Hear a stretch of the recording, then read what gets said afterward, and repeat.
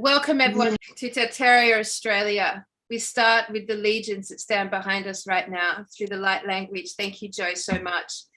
We're just going to introduce ourselves to this podcast and Zoom meet. We're beaming in today from Australia, looking at the premise, going after the premise that there is a crystal city here in the middle of the Australian desert, and how that weaves and winds around our fake history and our true history. So welcome everyone.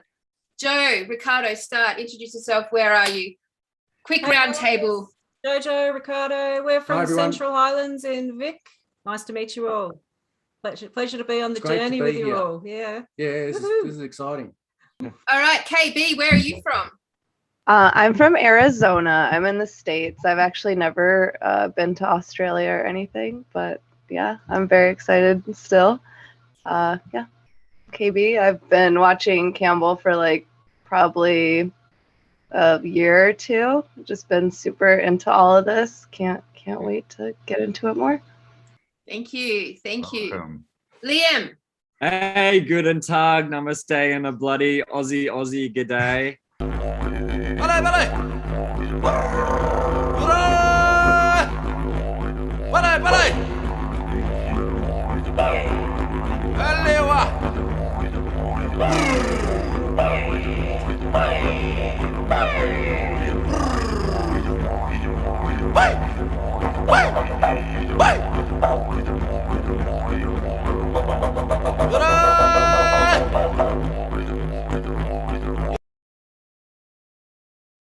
I'm in Ocean Grove right now in Victoria. We've always had a house here, but I'm also from Princess Hill in Melbourne. My family's from Melbourne, and I actually found out about you, Callie, because I saw your video of Newman College, and I lived there at Newman College for 3 years. And the funny part of that story is I was in a car accident 1 month before I started living there.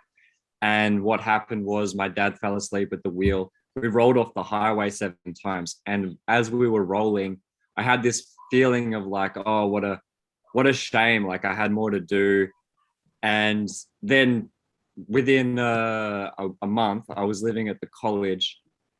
And I have a little bit of information just to share briefly about that. But yeah, their story about that whole it's all fake. Their story's fake.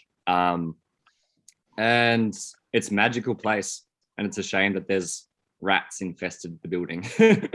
Awesome, man. Adam, hi. Hi, Kelly. Hello, everyone. I'm sitting up in the mountains behind the town of Mullumbimby in the Byron Shire, and a nice area on my permaculture farm, and just been absolutely enthralled with everything that Cambell and Kelly and Joe have been discussing, as well as the broader sort of community across the world. And lucky to live in a place that may not have any grand old Tartarian buildings, but we do have a number of sort of forbidden history sort of sites and places that seem to go back a long way and have seemingly had their history suppressed, that people in this area, including the Strongs, of course, have been exploring, and others. And there's a lot going on in this area on those grounds. Thanks, Adam. It's interesting because the origin of civilization apparently started on the east coast of Australia. And it's so interesting that the east coast of Australia is the only place that has no Tartarian structures. So that's an interesting thing to have a look at. Thank you. All right. Bree Hum one. What's your name? Welcome. Hey guys, my name's Brendan. I'm originally from New Zealand, from the east coast of the North Island, a place called Tairāwhiti. I grew up below Mount Hikurangi, which is apparently the first place where the sun touches this realm every morning when it rises. I've sort of been into this information ever since probably about 2016, 2017, when the first sort of iteration of the video, There Are No Forests on Earth, came out, and that kind of leads from one place to another.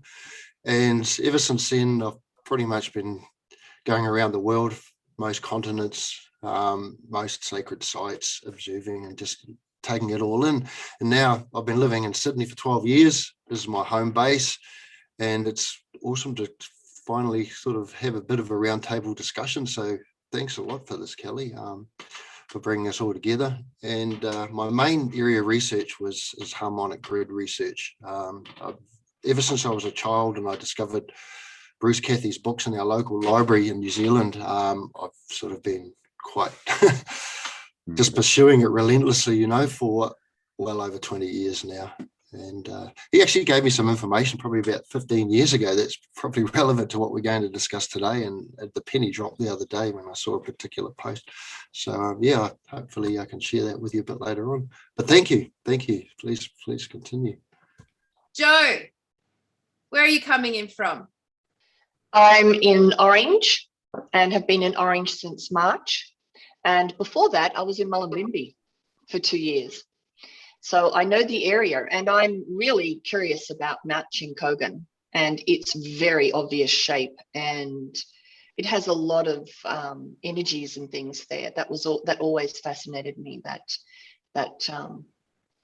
mountain, because it's so prevalent in there. But I'm actually not going to be here much longer in Orange, and I am focusing on going on a road trip to Uluru this year. And to where I'm living is sold, and it actually closes in November. So I was thinking, do I look for somewhere else where I am? And no, I'm getting on the road. And I understand that what I need to do is to bring energy and light language to my entire journey from here to Uluru. So I'm not sure what will happen after that, but definitely want to be inland for the 21st of December, wherever we end up. So are you suggesting you're going to set up base camp for us, Joe, and pre-pave the way with light language and signposts for us all to follow it? Excellent. Yeah, I am figuring on being there obviously early. I mean, before the 21st. So I'll let everybody know where I am if anybody wants to join me. Fantastic. All right, Tartarian Hunter Oz. Hello, Helen. Where are you coming in from? Jingiwala, my brothers and sisters. I'm coming from Gamilaroi Nation, and I would like to acknowledge my country. I am Tartarian Hunter number 3, who is going to Uluru. Woohoo! Excellent. And I'm with Kelly Jones, who is my longtime bestie. We've been working together for many lifetimes, and I'm pretty excited. I'm from near Inverell. I live in a 3,000-acre property with my amazing husband. We're all about regenerative agriculture, but this is like another whole level. So I'm in. You're in. And you've got a very special connection with our Indigenous, Helen, as well. So. Yeah, so I've been working with the Bundjalung over near Jabulum with Banam Louis Walker, and also a lot of the elders. Our charity put a grant together for the bushfire grant, and we're looking to get our elders together to create culture and language development. So yeah, I'm deeply, it's in my DNA to be involved. Obviously for all of us, I think we feel the same. So I'm very blessed to be honoured to be working on this project and other sort of Indigenous projects that I work on. So yeah, it's pretty exciting. And Kelly and I spoke with one of our sisters yesterday, day before yesterday, and I won't share anything now, but it was really exciting. I'll just leave that there. ... Thanks, Helen. Hanging. All right, so there's a bunch of people who haven't got their videos on. So welcome everyone out there, include in the chat, that hasn't got their videos on. If you'd like to say anything right now, just unmute yourself and say hi. Otherwise, we will move on. All right. Well, look, welcome everyone. So we're just going to contribute anything we've got. So the premise we're working with today, as we all know, is that there is a crystal city in the Australian desert. Now, the premise is that crystal city's potentially always been there. It's just been on a frequency band that we have been ripped away from painfully. We don't know yet if we were ripped out of that frequency band and forced down, or if we are striving to raise ourselves up for the first time. We're not sure the order of events here, but what we do know is that we've got a high potential now with this Tartarian program busting, amazing mind map that we're creating. And I'm really stand behind that we are literally on this Tartarian consciousness is so transformational because it busts down everything. Once you understand history is a lie, you understand everything is a lie. And once you understand everything is a lie, it's very easy to disconnect from every other aspect of the programming through all other different aspects of culture and society. And of course, we get the beautiful reward this time. How rare is this? We can actually go outside to our fucking cityscapes and actually see it for our own eyes. It doesn't have to remain lofty and intangible and subjective and objective and someone else's opinion, someone else's words, some special informer that's here to present this secret information that only they can present. It strips all that shit away and you can go and see it with your own eyes, right? So that's why it's so profound. So here we are with the premise that something has always been up and amazing with the Australian desert and its vast, desolate landscape to our current eyes. So right now with these veils dropping, which is us, the programming dropping, and all of this surge of energy winding and the timelines weaving and winding and the Mandala effect and all this stuff going on around us in true science fiction manner, we have the potential of actually focusing our intent, trusting the inner child, making a journey, taking that action, very hero's journey, isn't it? Very Joseph Campbell here, and march our way to the center of the unknown and stand there and fucking stare it down. So, Campbell, would you like to add anything to that intro? Oh my God. Yeah, I think this is all about, like you said, this is all perception, isn't it? And or what we can see and seeing further. And you know, Tartaria is the mountain, I guess, you know, that's given us, that we've been able to climb, that, you know, we can see further. So I think this is, you know, it's a manifestation kind of journey, isn't it? We've got to create this as we're going. Pretty much. I was listening to Howdy McCloskey last night, and he was talking about William Shatner, right, went to space. And obviously, right, I don't know, he went to a studio or something, but he sort of put forward the concept. Maybe it was all the Trekkies that actually got that going, because they just wanted to see him in space, and someone mentions it and all this focus goes on it. And so then the next thing, we've got this big production of, oh, look, Captain Kirk in space. So let's do the same thing. You know, that's sort of the concept we're working with. You know, it's collective consciousness focused on one thing, creating reality. And if we talk about the timelines, and, you know, there's a lot of evidence, you know, including Mandala effect, that the timelines are being played with and switched around. If that's happening, then that makes our job easier. Yeah. Because we have a lot more versatility in creating new outcomes. So yeah, let's do it. And this essentially is cooperative magic. And isn't it like that sounds so close to cooperative magic, corroboree. You know, this idea of us bringing our intent into a lofty you know, focus and actually following it through into this unified dance at the end, which would end up for us being the solstice on the 21st in the desert, wherever that is.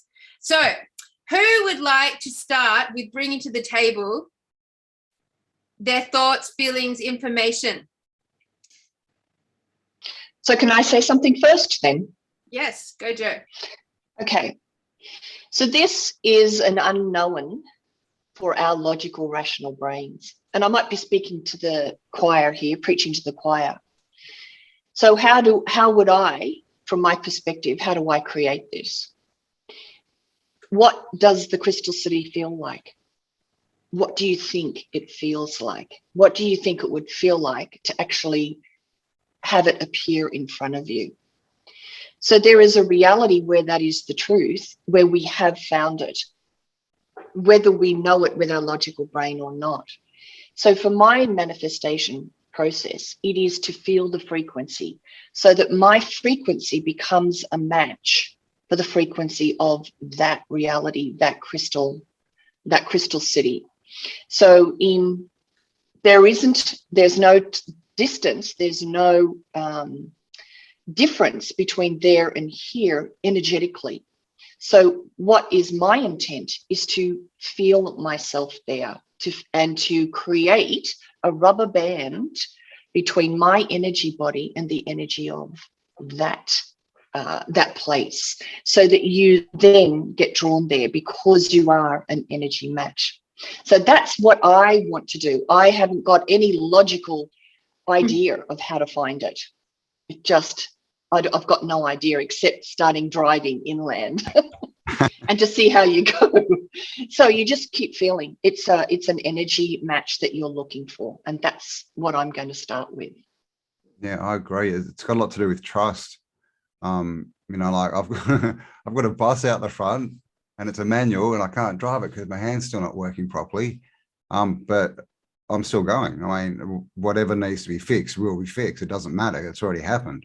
That doesn't even come into the equation. So that's kind of where you got to come from, I think, is it's just happened. And it's the connection thing, like Joe said, rubber band, like this is what they do to us, right? They get us to focus on what they want, right? And we create it for them. So we're just using the same, you know, the same tactic, the same magic, but for good instead of evil. What we're effectively doing, I believe, is creating a mandala. And I think that's like what Shambhala actually is. It's a mandala of minds, enlightened beings coming together and becoming bigger than their themselves. I think also to admit that we don't know. Like, you know, for so long we've been, you know, impressed upon that we should know what we're doing, who we are, where we're headed. But take all that away, and yeah, to ponder, like to go way deeper than we've ever even imagined of the things we don't know that are right in front of us. And just even looking at buildings through different eyes, it's mind blowing once you can just shift your perspective, even the smallest amount. Yeah. Yep, that'll do for now. I'm just so excited. It's such exciting times to shift our whole perspective moving forward, rather than being caught up in all the fear and crazy narrative, to still be mind blown, to be able to be excited is awesome right now, because the world is crazy. So, you know, and it's a really crucial time to be co-creating in the new reality. And this is a big part of it, is by remembering, you know, putting all the bits back together, so we can visualize an incredible future moving forward. I mean, we hear so much about the 5D, but people seem to miss the point that you've got to do something. You've got to go and step into it. You don't, you know, it's like the whole waiting for a savior thing, isn't it? You know, it's all well and good unless they don't turn up. It's our Magi Nation. It's ourselves, it's magic, and it's our sovereignty within that word. It's so yeah, to be able to imagine what we're like, to then jump forward about where we're headed, it just blows it way apart, and it's so exciting rather than feeling overwhelming, which so many people are, unfortunately. Well, it's stepping outside the narrative. It's like that picture you see, you know, when that person's peeking under the veil at the end, out under the plane. You know, that's what we're doing. Like, everyone's stuck in the 3D world and the narrative, and the more you pay attention to that, the more you're stuck to it. So yeah, let's just, you know, just a bugger peeking under the veil. Let's just like cut a big hole and just walk out and just walk the other way. You know, if we want to, you know, let's just do it and create it. Imagination. I love that, Joe. I'm magication. Magication.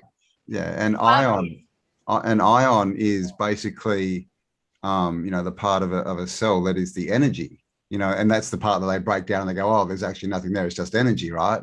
So ion, that's at the end of all these words, right? So that's the power. So it's, you know, that's part of that word spell as well that they don't tell us about, is they're talking about the God power when there's the ion. Hey, And Vic. So I just wanted to mention something that I actually saw at the grocery store today, which I thought was very interesting and very timely. I don't know if you know of the National Geographic cover right now. Oh, Lost Cities. That's actually what's on the cover of National Geographic right now. So Fascinating. that's how I wanted to start the conversation. I just thought that was very Timely. 100 monkeys, you can't stop an idea. It's out. Well, I can tell you that our conversation with the elder sister the other night, the reason that we managed to like have this amazing dialogue is because I'm not kidding you guys, 3 months ago. And so 3 months ago, she had a dream that she was walking through a crystal city in the desert. So when I said, I'm here to talk about the crystal city in the middle of the desert, she was just like, what? So that is a massive sign to me that our Indigenous are dreaming this, like, and was so prepared to have the conversation with me because of this dream. So I'm just putting that out there. A big part of our programming has been to think that like time travel, space travel is in like a UFO going to the stars. But I mean, what really is a Buddhist monastery in the middle of the Himalayas other than a spaceship? Like, Yeah. So true. So And do you guys notice? I don't know if you have like the screensavers from Google or whatever on the TV or on your computer. It's always showing crazy images of like these temples and these landscapes that just, I'm like, why are they showing this to us unless they want us to think about it? Like, I've never seen like these like Chinese like towers with these things, and they just have it on the screensaver on Google all day. yeah. Yeah. Why is that? I never saw that stuff before. I know. They So like putting things right under our noses so we don't see them, don't they? I know, isn't it? Is it us waking up because we are the observers now, Exactly. seeing it for the first time because our minds are or is it them weaving their magic? You know, like we're starting to see what Or they've are we always done. attracting it? Are we attracting those pictures and other people are getting other pictures? So Yeah. this map is just 3 maps laid onto one map. So you can see and this is maps that have been sent through the Facebook page. So we've got the Australian map, and in the middle there we've got where the inland sea used to be, which you can make out. And then on top of that, we've got all those fuzzy dots that's where all the mining is. So, and Alice Springs is just off from the beginning of that inland sea. And then which is sort of the energetic of where we're looking at, I guess. And then I started to see the little towns that were in that, and right on the edge, right in the middle, was a town called Harts Range, which I just thought, whoa, man, how is this? We're looking for a city in the middle of the Australian desert. Frequency we're not tuned into yet. But we keep hearing these words, the heart of Australia, the heart of Australia, the heart of the world, the heart of the world, the heart of the world.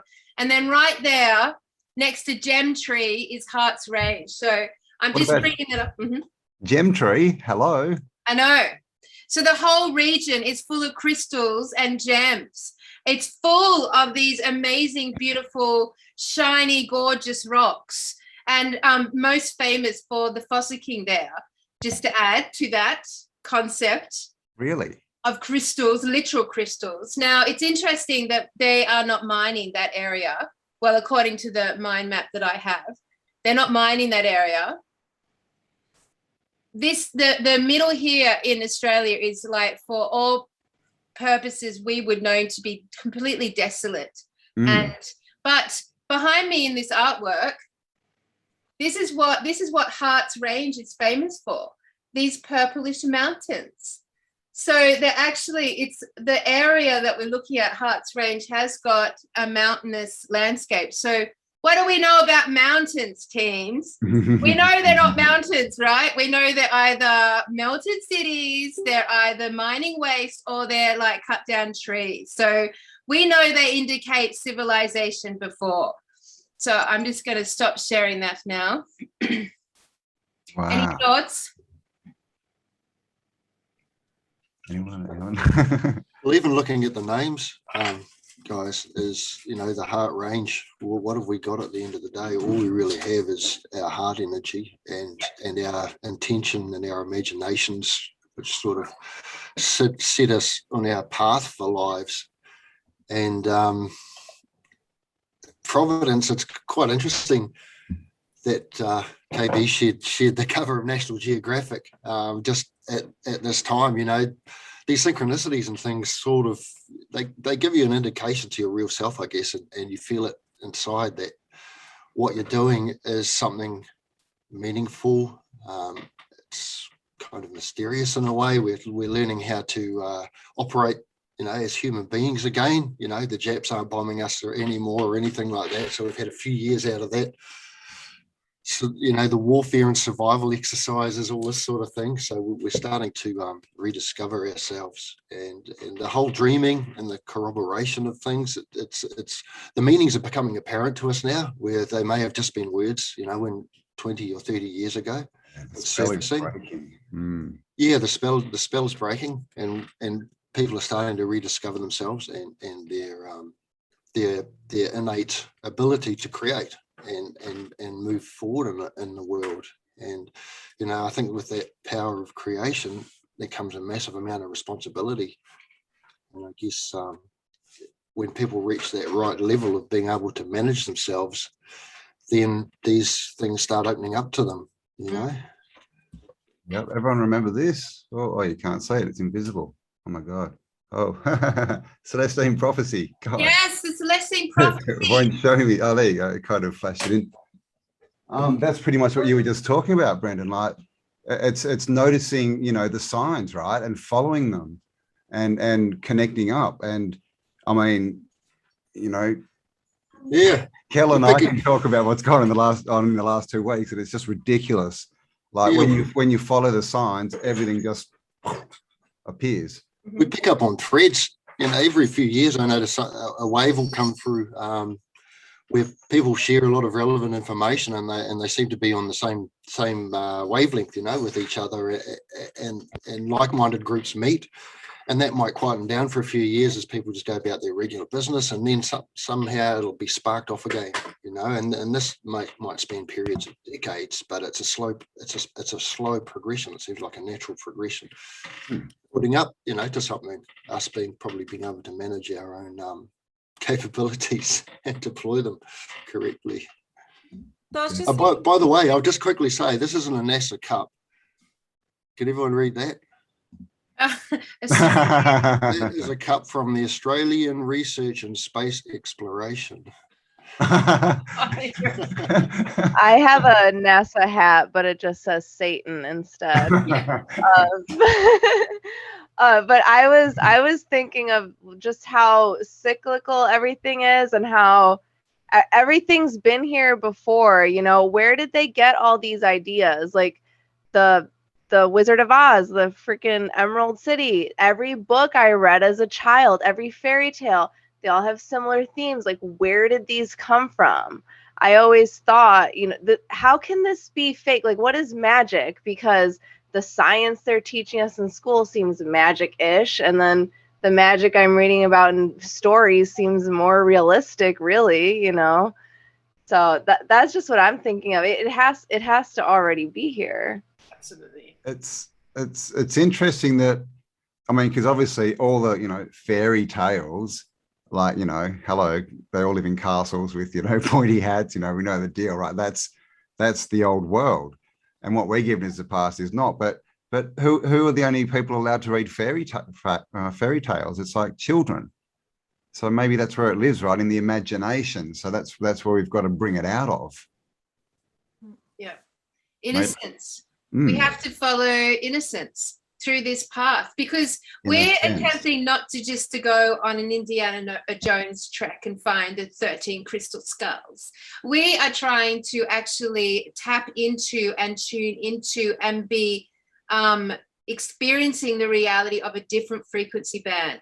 So this is like a high-end expedition where we are moving not only in the physical plane, in a realm that has broken down to us, that we no longer, that we see through now, that we can see through to the real version of it. Our eyes can see through to more truth now in our physical environment than ever before.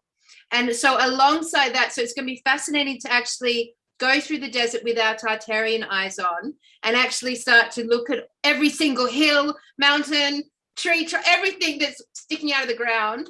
We're going to be like, melted building, cut down tree, blah, blah, blah, and just like completely rewrite the landscape of the desert. We'll actually, I think we'll endeavor to mark all this on a map and illustrate it and actually have a cool Tartarian truth map of the whole process. We are then having to stand with our ancestors, like in all truth and vulnerability and authenticity, and say we're prepared to stand here until we can see through to the next dimensional field. Like, it's about us actually having the fortitude and the determination to follow a lofty idea through.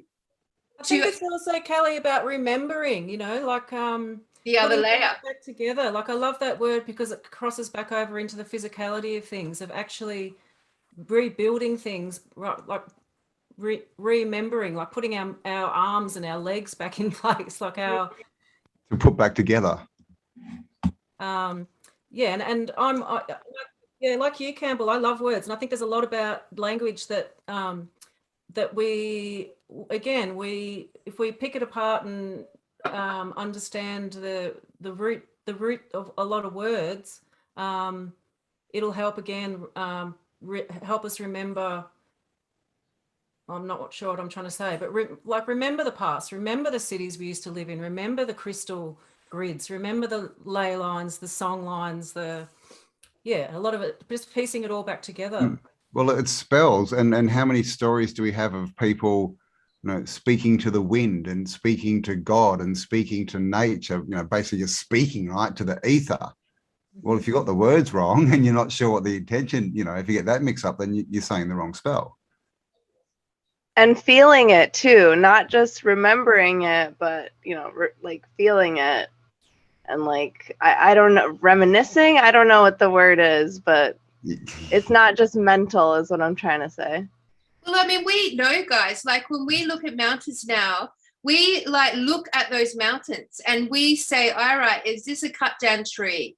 Is this a melted city? And with us staring at it through that idea, we see it differently. And that clicks in us a nostalgic, energetic. That activates the DNA from our memories. That activates that, because all that's, we haven't lost it. It's just been programmed. It's just, there's like been a layer put on top of it to sort of prevent us from accessing it.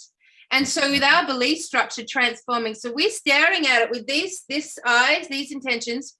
Man, I see giant trees now.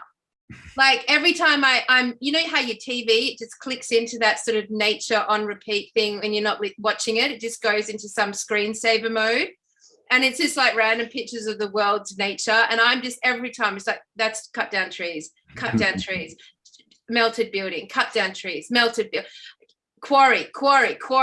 And it's just like, and because of that, I can shut my eyes now and see what those trees actually look like. I can shut my eyes now and imagine those buildings and that civilization. I can actually see it in my mind's eye. And because I can see it in my mind's eye, we're getting really close to being able to see it in our, I don't know, what do you guys reckon? If we actually manage to see this crystal city, have we left the dimension? Or have we opened a doorway? Have we hit a mirrored doorway within this dimension? Like, where are we when we're standing in front of it? Why not both? Yeah, like I think all realities here in the same space. Why not both? On different, yeah, exactly, on different frequencies. So we could be, you know, just have access to a higher frequency that we can see, which we do now, right? That's just like you were saying. You know, 5 years ago, you walk through a city and it's like, oh, you know, smelly, polluted, gross city. Now it's like, oh my God, look at that building and oh, Antiquitech and what's that? But most of the population is still walking around going, oh, you know, bloody dirty city, I have to go to my job. So we've already risen above them. We can already see more. And that's the first step. And so that's what it is. We just keep seeing, you know, the higher you climb, the further you can see. And I think that's just the journey, I think right? we've The hero's journey already up the had a mountain. little bit of a tidbit too, as far as Crystal Palaces goes, back in the original Superman. Like we all saw that when he was in there. And that got grown, didn't it? Did that just kind of grow that city out of the? I can't remember how it formed. I'm not But, sure. He might have brought a little bit of a piece with him from his home planet, and Yeah, grew up. threw it in the snow or something. Because we've got another chat coming up. We've got a few, but we've got one coming up with Sonia, and she's a like a I don't know what's Sonia, Joe, a Super Saiyan. She's like this. What is she, Joe? I've had a talk with her, and she's another level altogether. It's ridiculous. When she gets a download, like people get a download and they'll get visions or hear words, she's in it 3D. So she's open. Her brain works differently to most of our brains, and it's what we will come to, I believe. That's where we're going, yeah. And I literally mentioned Crystal Cities to her, and she goes, I'm having a download, and she just started, and we'll go into it with her, but she's walked through it, she saw the people, she said it's grown touched it, it's grown through like musical resonance, like fractal stacking of musical notes and things, and people I think it'll blow your mind. I think a big part of this is following songlines, and I think that we have to walk this path. I don't think it's a path that's going to be able to be got to with a car.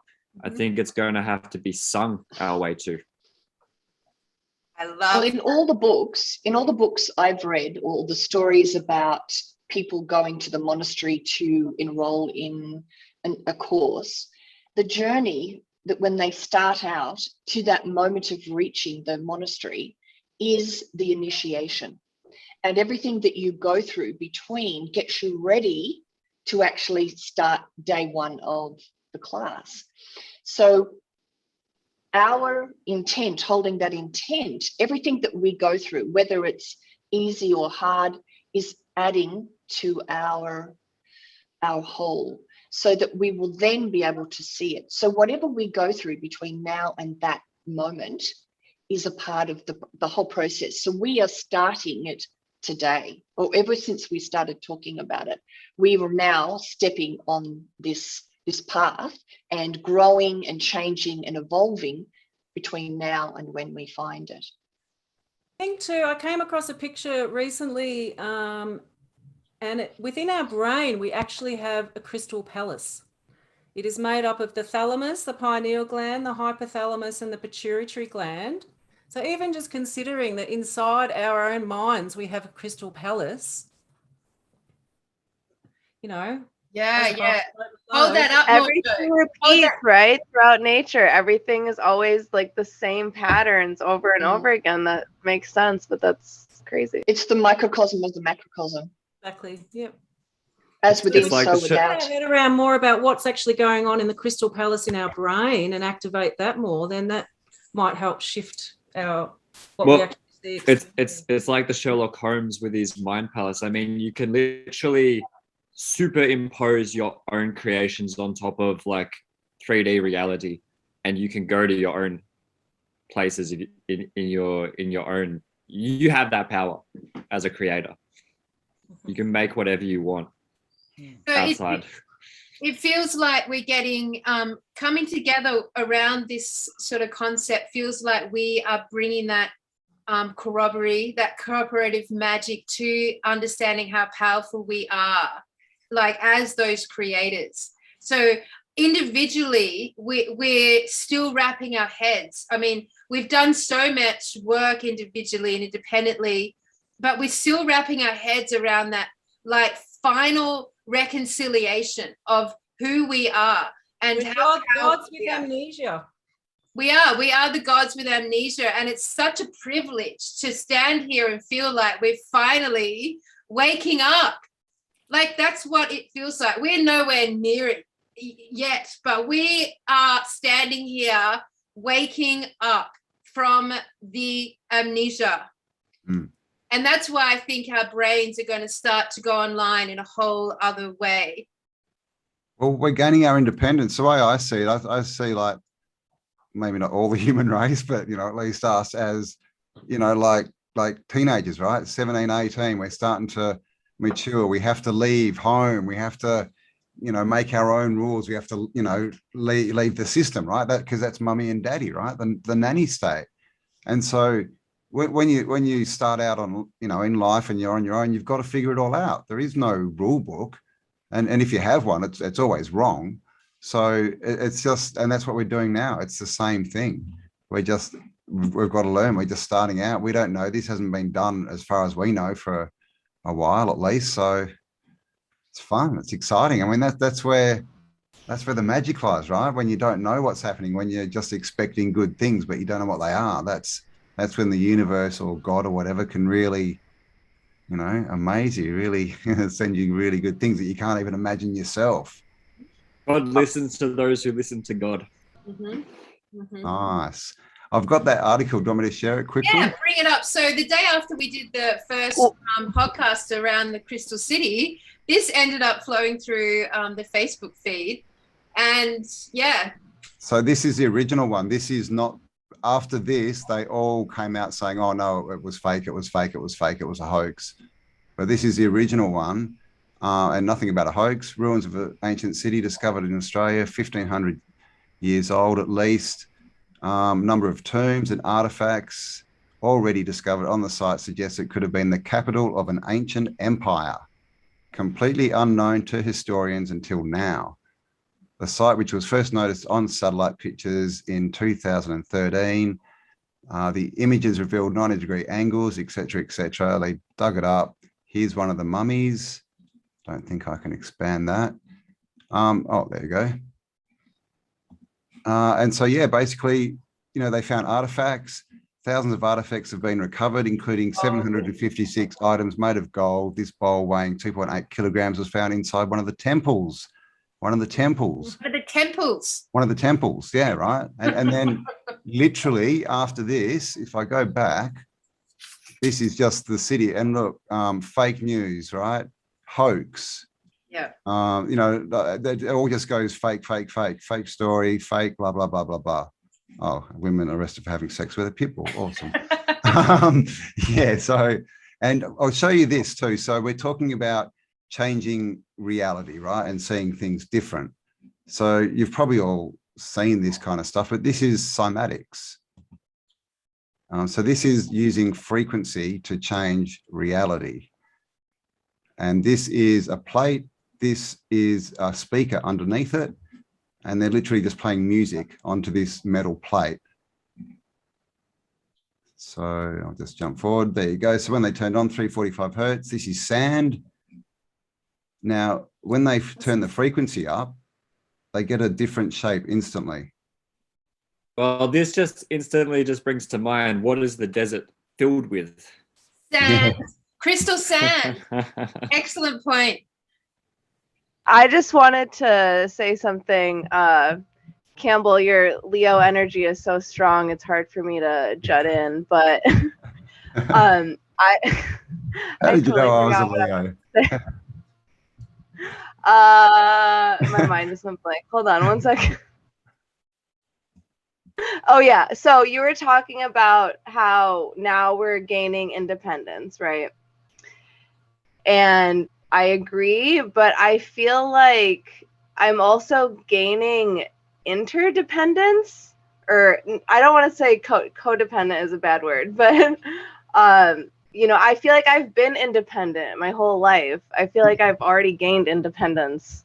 I've been alone. I've been on this journey. I've figured all this stuff out by myself.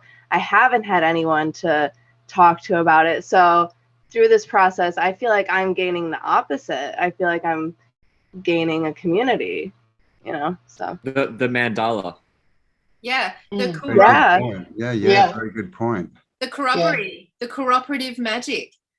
And the other thing about corroborees, which keeps coming into my mind when you say it, is what do they do in corroborees, right? They do lots of stamping and tapping sticks and stuff. It's like they're knocking. Absolutely. Knock, knock, let us in. I mean, that's amazing. Like, you look at that sand, and you're so right. The whole of Australia is covered in red crystal sand, and full of gems and gold. By the way, do you know that gold is so common here in Australia? The whole idea of gold being rare is another lie. It is so common here in Australia, because I have a farm out in the bush and have spent a lot of time around this, is it actually grows through our gum trees into the leaves. It's so common. Gold is not scarce in Australia. We're the leading continent for opal production, gems, the sapphire country. Like, we are a nation covered in crystals, minerals, and gold. So when you look at cymatics and you actually see how dramatically frequency can transform what we're looking at, it's so easy to imagine that, like, Tartaria as a realm absolutely is superimposed on our current reality today. And that their whole agenda is just to keep us away from this frequency band. So what is this frequency band? What is the frequency band of the Crystal City in the Australian desert? It'd be interesting to know what is actually mined in some of the areas. Like, I'm pretty into crystals and understand, you know, a bit of structure about crystals. No, I've got some. To know what's around, you know, like, they would each have different frequency if it was emeralds or opals or. Well, opals are down further into where my farm was, which is around the New South Wales Queensland border inland. But around Hart's Range, the centre, the crystals that I pulled up the other day, they were rubies. Rubies were a massive one. So red rubies were massive. Gold was massive. I'm trying to find Unakite as well. There's one that's around. There's several, but it'd be interesting to look at what's actually mined and what the different resonance and frequencies are of some of those things they're mining. Might help picture something. This is just a thought as well, but maybe they're mining them as a form of warfare. Absolutely. It's warfare, isn't it? Mining's awful.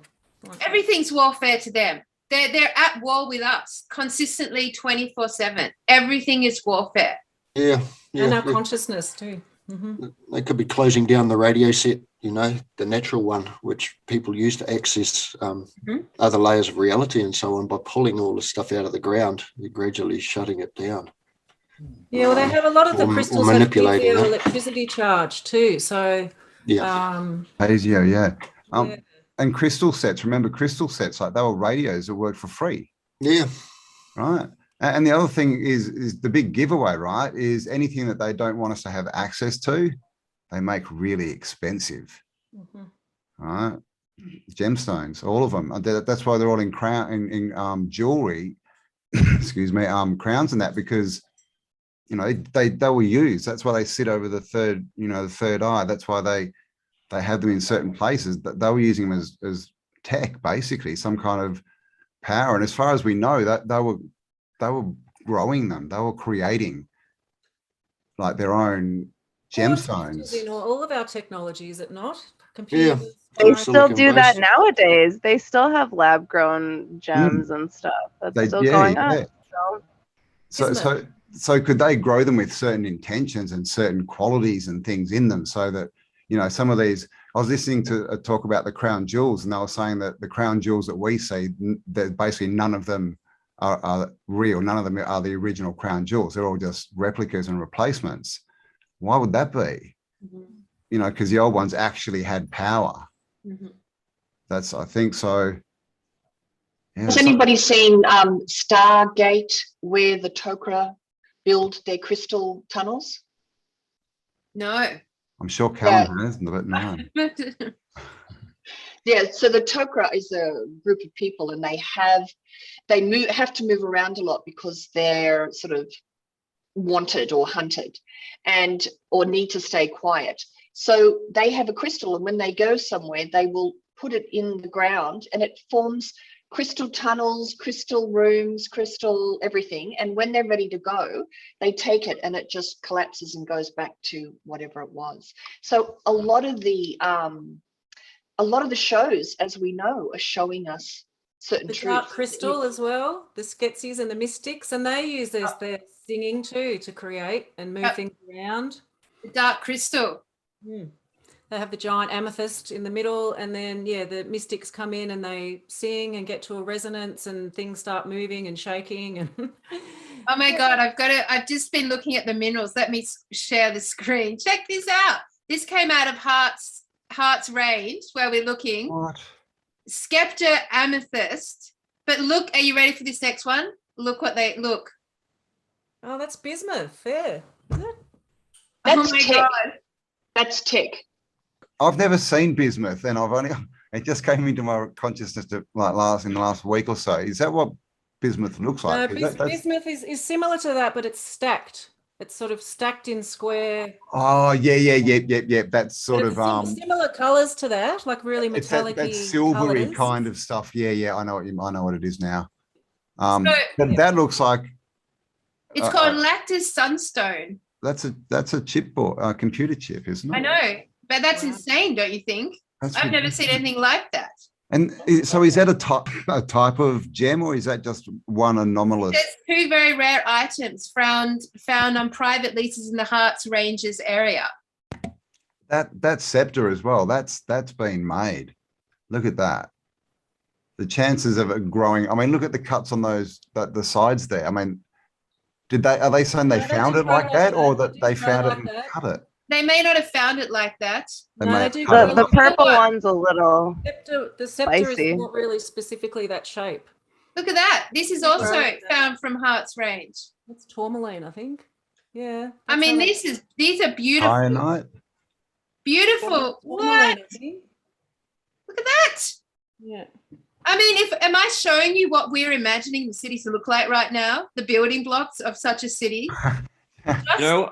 Just an interesting thought that I've just had while this has all been going is, I wonder if this is an issue of scale. An issue of scale. Talk more. Do we have to shrink ourselves down to enter? Well, I mean, honey, I Shrunk the Kids. Anyone? Well, I mean, let's not joke about that, because hello, the whole Tartarian consciousness is about fucking giants. We are the shrunken version of those giants, are we not? So, I mean, the scale issue is definitely a topic. So basically, gems, rubies are a big thing at Hearts Range. What are rubies good for? Anyone know? They use them for lasers, don't they? Yeah, a lot definitely in lasers. I've got a ruby. Maybe there is some good for focusing or something. Well, yeah, the stones generally relate to the chakras too. Like they resonate with each of the chakras. So ruby would be related to the root chakra, which is our closest connection to the earth. The earth, of course. Sure. Yeah.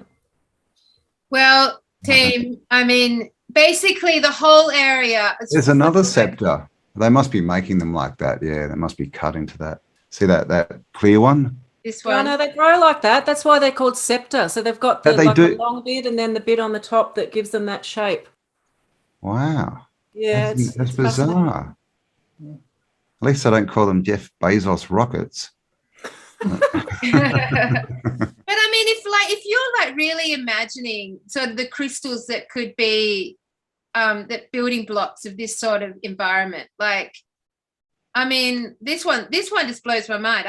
I've never seen anything like that. Have you guys? I've never seen anything like that. I can't believe they've let that photo out. That's ridiculous. Well, there's heaps of them. Look, this is a stone that it's really common. Oh, it is. It's a kind of stuff. Oh my. Well. Look how much of there is. So, I mean, what would intelligent crystal look like, right? If these cities are grown and they're intelligent, is that like tech inside crystal? Do you think all crystals are intelligent, maybe? Definitely. I think so. Definitely. They hold memory for sure. Yeah. Definitely, yeah. They're definitely connected to something if they're not intelligent on their own. So is it possible? So, okay, I've been, let me take it off screen Oh my share. God, Kelly, you've actually got more tabs than me. Congratulations. Oh, no problem. I have this quadruple Amazing. split inside my brain. And so I have a lot of things going on all You at see, once. what you need, right? You need 3 different search engines, and then you don't have as many tabs on each one. Yeah, I need 3 different computers. So, okay. I so- don't know. Oh, sorry. I just wanted Okay. to say another thing about Gem. Sorry. I don't know if this has anything to do with it. I particularly am really into astrology, so I'm wondering if like the gemstones that go with your birth, like if certain people have like certain powers with them, like why, like what is the significance of like certain ones being matched up to certain people? That's Yeah. kind of where that took me. What's a Leo birthstone? Anyone know? Tiger's eye? No, that's tiger, not lion. Mine's sapphire. So, Joe, you would probably know a little bit about that. Yeah. I little thought bit. of that because Oh, I am a Cancer, so that was ruby, I think. So that's why I thought of it. Mm. So the heart would be emerald if we're talking like precious gems, wouldn't it? Because it's green. Correct, So which the- I was going to touch on before about the heart, like the Uluru being the heart chakra of the planet, Mm. and then Heart's Ridge or whatever, which made me think of Emerald Castle, the Emerald City. The emerald. Oh, of Wizard of course. Oz. Yeah, that's what I'm wondering. Is there emerald out there? Is there like a trail, like a chakra trail of gems that?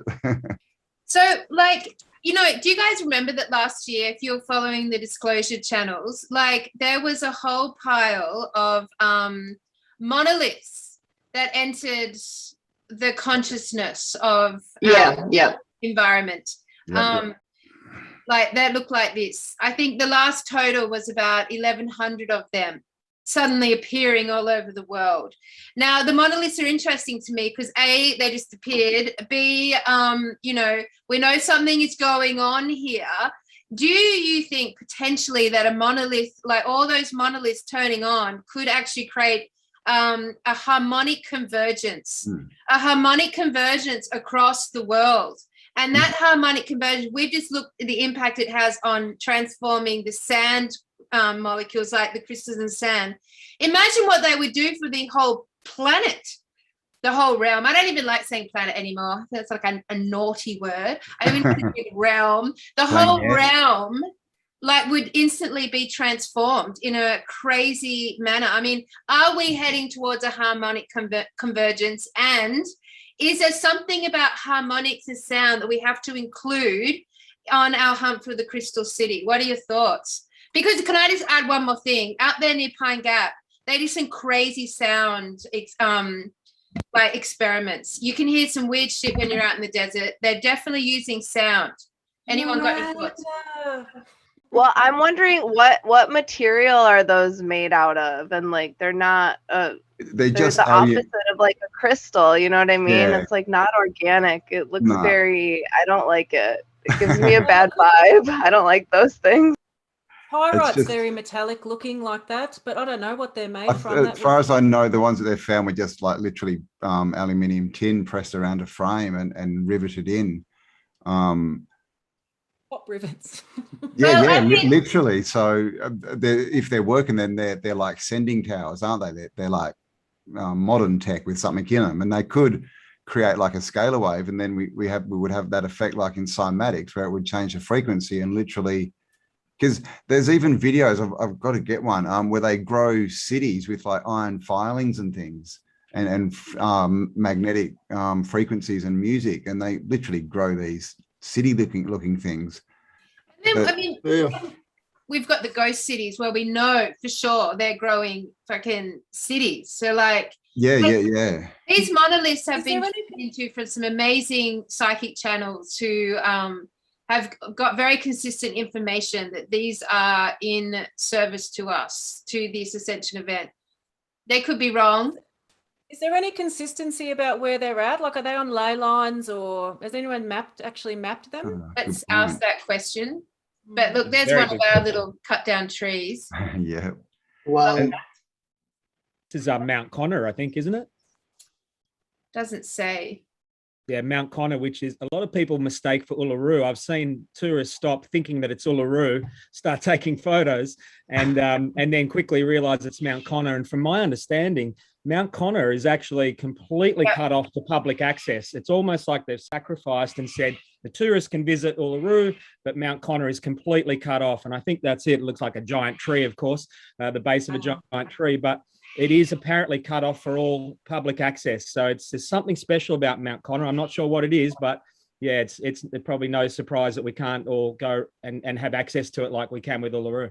Interesting. Well, cut off and cut down is a good way of putting it. So, all right, we'll keep that on our radar. Mount Connor. Yeah. You know the Indigenous name for it, Adam? Yeah, Attila, I think it's called. Attila. Attila. Yeah, Attila as the in Hun. the Hun. Attila, and now it's a con. Yeah, a Hun gone, yeah. Yeah, it's very strange. Bald Rock, of course, is fascinating too. Another giant rock up near the border of Queensland, New South Wales. Wow. A big part of the ascension narrative is that the Earth's frequency is raising. So if when we are connected with the Earth and the Earth is us, so we're experiencing perhaps the Earth actually growing and becoming the beautiful place that it is. And perhaps, the way that part of the narrative was about how the people that don't ascend, they stay and they go off to other planets or this or that. But maybe what that's really saying is they're going to stay in their hive cities. And it's not even going to be part of our world because we're beyond that. We've gone to these other places of the true, the new Earth or what have you. Yeah, that's a good point, Liam. Two realities merging. Yeah, maybe we get the choice now, but I've always felt since I was a kid, when you look around, I felt that the reality was the realm was stitched together in some way. When you consider all the European countries and how diverse their cultures are and how small and how close together they are in their borders, Spain and Portugal, on one side of the road, everyone speaks a completely different language and has a different culture than the other side of the road. And they're literally kilometers apart from each other, France, Belgium, Germany, all those areas, Italy, they're all so close together, but they all speak completely different languages. It's just like bits and pieces have been sort of stuck together all across the world. And, knowing with our timeline, I guess when we had the likes of Cook navigating the Pacific and things like that, that the navigation system, which was produced for the British Empire, was done by John Dee, who was a practicing magician. And in 1769, Cook was actually dispatched to observe the transit of Venus in the South Pacific, and what were they actually doing out here then? They were saying, they were discovering new lands perhaps, or when you look at the geometries which Venus sort of patterns when she moves across the night sky, over years, it follows the principles of sacred geometry. And the flowers and all the vegetation we see in this realm are kind of patterned after the movements of Venus and tied in with that sacred geometry. So could it be a matter of timing when people go exploring, new lands actually are presented to them in a way that they are sort of manifest in a way, due to archaeoastronomy or astronomical and astrological principles. Yeah. Oh, and also just this, the idea of the journey, all the ancient maps were mystical adventure templates. I walked across Spain on the Camino de Santiago 2015. And when I entered the Basque country, in the middle of nowhere in the fields, there was a man playing the bagpipes as I entered into this realm. And then suddenly it was like I was in Scotland or somewhere like that. And it was just a completely different world. So I had this experience of as if going through into another realm. And I think that's what everything is. And that's why they try and keep everyone in their matrix cities and iron curtain and everything and frequency control, because they don't want people going out into the when I was sort of studying Bruce Cathy's work, I got the chance to spend a bit of time with him, and he always used to actually look at me. He was an airline pilot himself, and he always used to look at me and go, that when we're actually traveling, we're moving across space and time, in a way. And he looked at me with a curious look, and as if, and I said, yeah, of course I know that, I hop in my car, I go from A to B, or I fly to the US or wherever. But he looked at me, it's our way that we perceive it. And if we begin to start looking at space and time in a different way, we might be more open to being able to perceive these different layers of reality. Space and time is the 2 dimensions, isn't it? And every time. Yeah, it's a definition. And by definitions, I guess all definitions are there, especially if they've sprung forth from the English language, are probably to provide us with limitations more than explanations in a way. That's another way that they're controlling everyone with the GPS systems and everything, and the Google Earth. So, this is what it's all is. Don't go here. There's nothing here. Yeah, exactly. So, do you know that door, like Amaru Muru? Is that what it's called in Peru? In Peru, yeah. So like we mentioned last week when Joe and Kel were talking that ghosts, right? They could be people in the same space but on a different frequency, and that's why they can walk through walls, because in their frequency there is no wall there. So the doors, right? If we're on the same frequency, are they actually doors? And they're not solid rock. And that's so you raise the frequency and suddenly that's a doorway. Yeah, I think that's about density or not. Yeah, a ghost is less dense than a human. Which is a higher frequency, pretty much, isn't it? I've been 100% experiencing something similar to this recently, because, I'm sure everyone's noticing this, right? You get a lot of people now and they got sunglasses on, they got the ear pods and they got the mask, and they're walking and they're blind. I'll be sitting by the river playing the didgeridoo or something, and someone will walk past me and they won't even see me. And it's like, how can you not see the guy playing the didgeridoo on the river? But they can't, because they're different. They're in a different world, and we're able to see it. Yeah, that's right, Liam. It seems like we're being blinkered, and it's for very nefarious reasons. We've known this has been going on for a while, but I understand it even more clearly now, because the first time I went to the Australian desert was probably earlier this year, and I sort of threw my dirt bike in my van, and I had a couple of weeks off, and I was going to go, right, I'm going to go ride to Walpena Pound. So I drove across New South Wales and ended up in South Australia. Then I hopped on my bike. I had about 300 k's to go with all the fuel, so off I went and camped the first night. That was all good. Carried on the next day, got about 50 kilometres in, and then I destroyed the clutch on the motorcycle, and I didn't have a spare clutch, so I was kind of faced with the 2-day walk out. I remembered where the nearest station was, so I started hiking, and over that time my senses came alive, because there's not a lot for your eyes to bump into. You start noticing minute details, and then I started looking at animal tracks, and the whole area took on a different hue over those 2 days where I had to hike back to civilization. And by the time I left, I ended up loving the place. I thought, man, this place is absolutely magical, and it took me a while to sort of settle into that. But when I got back to the city, everything kind of squeezed in again, and it's definitely the case with our fellow mankind, and the way that they sort of were being pushed and manipulated. Now, I went down to Victoria just before the lockdown to pick up a motorbike that I bought down there. And when I was driving back, I was noticing how extraordinary the landscape looked. It just seemed to come at me with a different light, different hues. And the thought occurred to me is like, well, why is everyone being locked down at this time and they're kept inside? It did seem like a shift. And I remember some people mentioning after the Melbourne earthquake also, it might have been you, Kelly, that it could have been a jolt in human consciousness, because everything seems to be in a state of flux at the moment, and they don't want people sort of focusing on the beauty or the opportunity or nature itself for whatever reason. That was just a sort of a random thought anyway. I don't know. What do you reckon, guys? Well, after the 21st of December last year, overnight, the sky looked different. The clouds looked different. I felt like I was in an oil painting on the 22nd of December. There was such a difference in the sky. So something shifted back then. I really could see it with my eyes for the first time. An interesting thing I noted about the earthquake in Melbourne was that I believe it's come from the Morning Star mine up in Woods Point, because in public knowledge that mine goes down 750 meters apparently.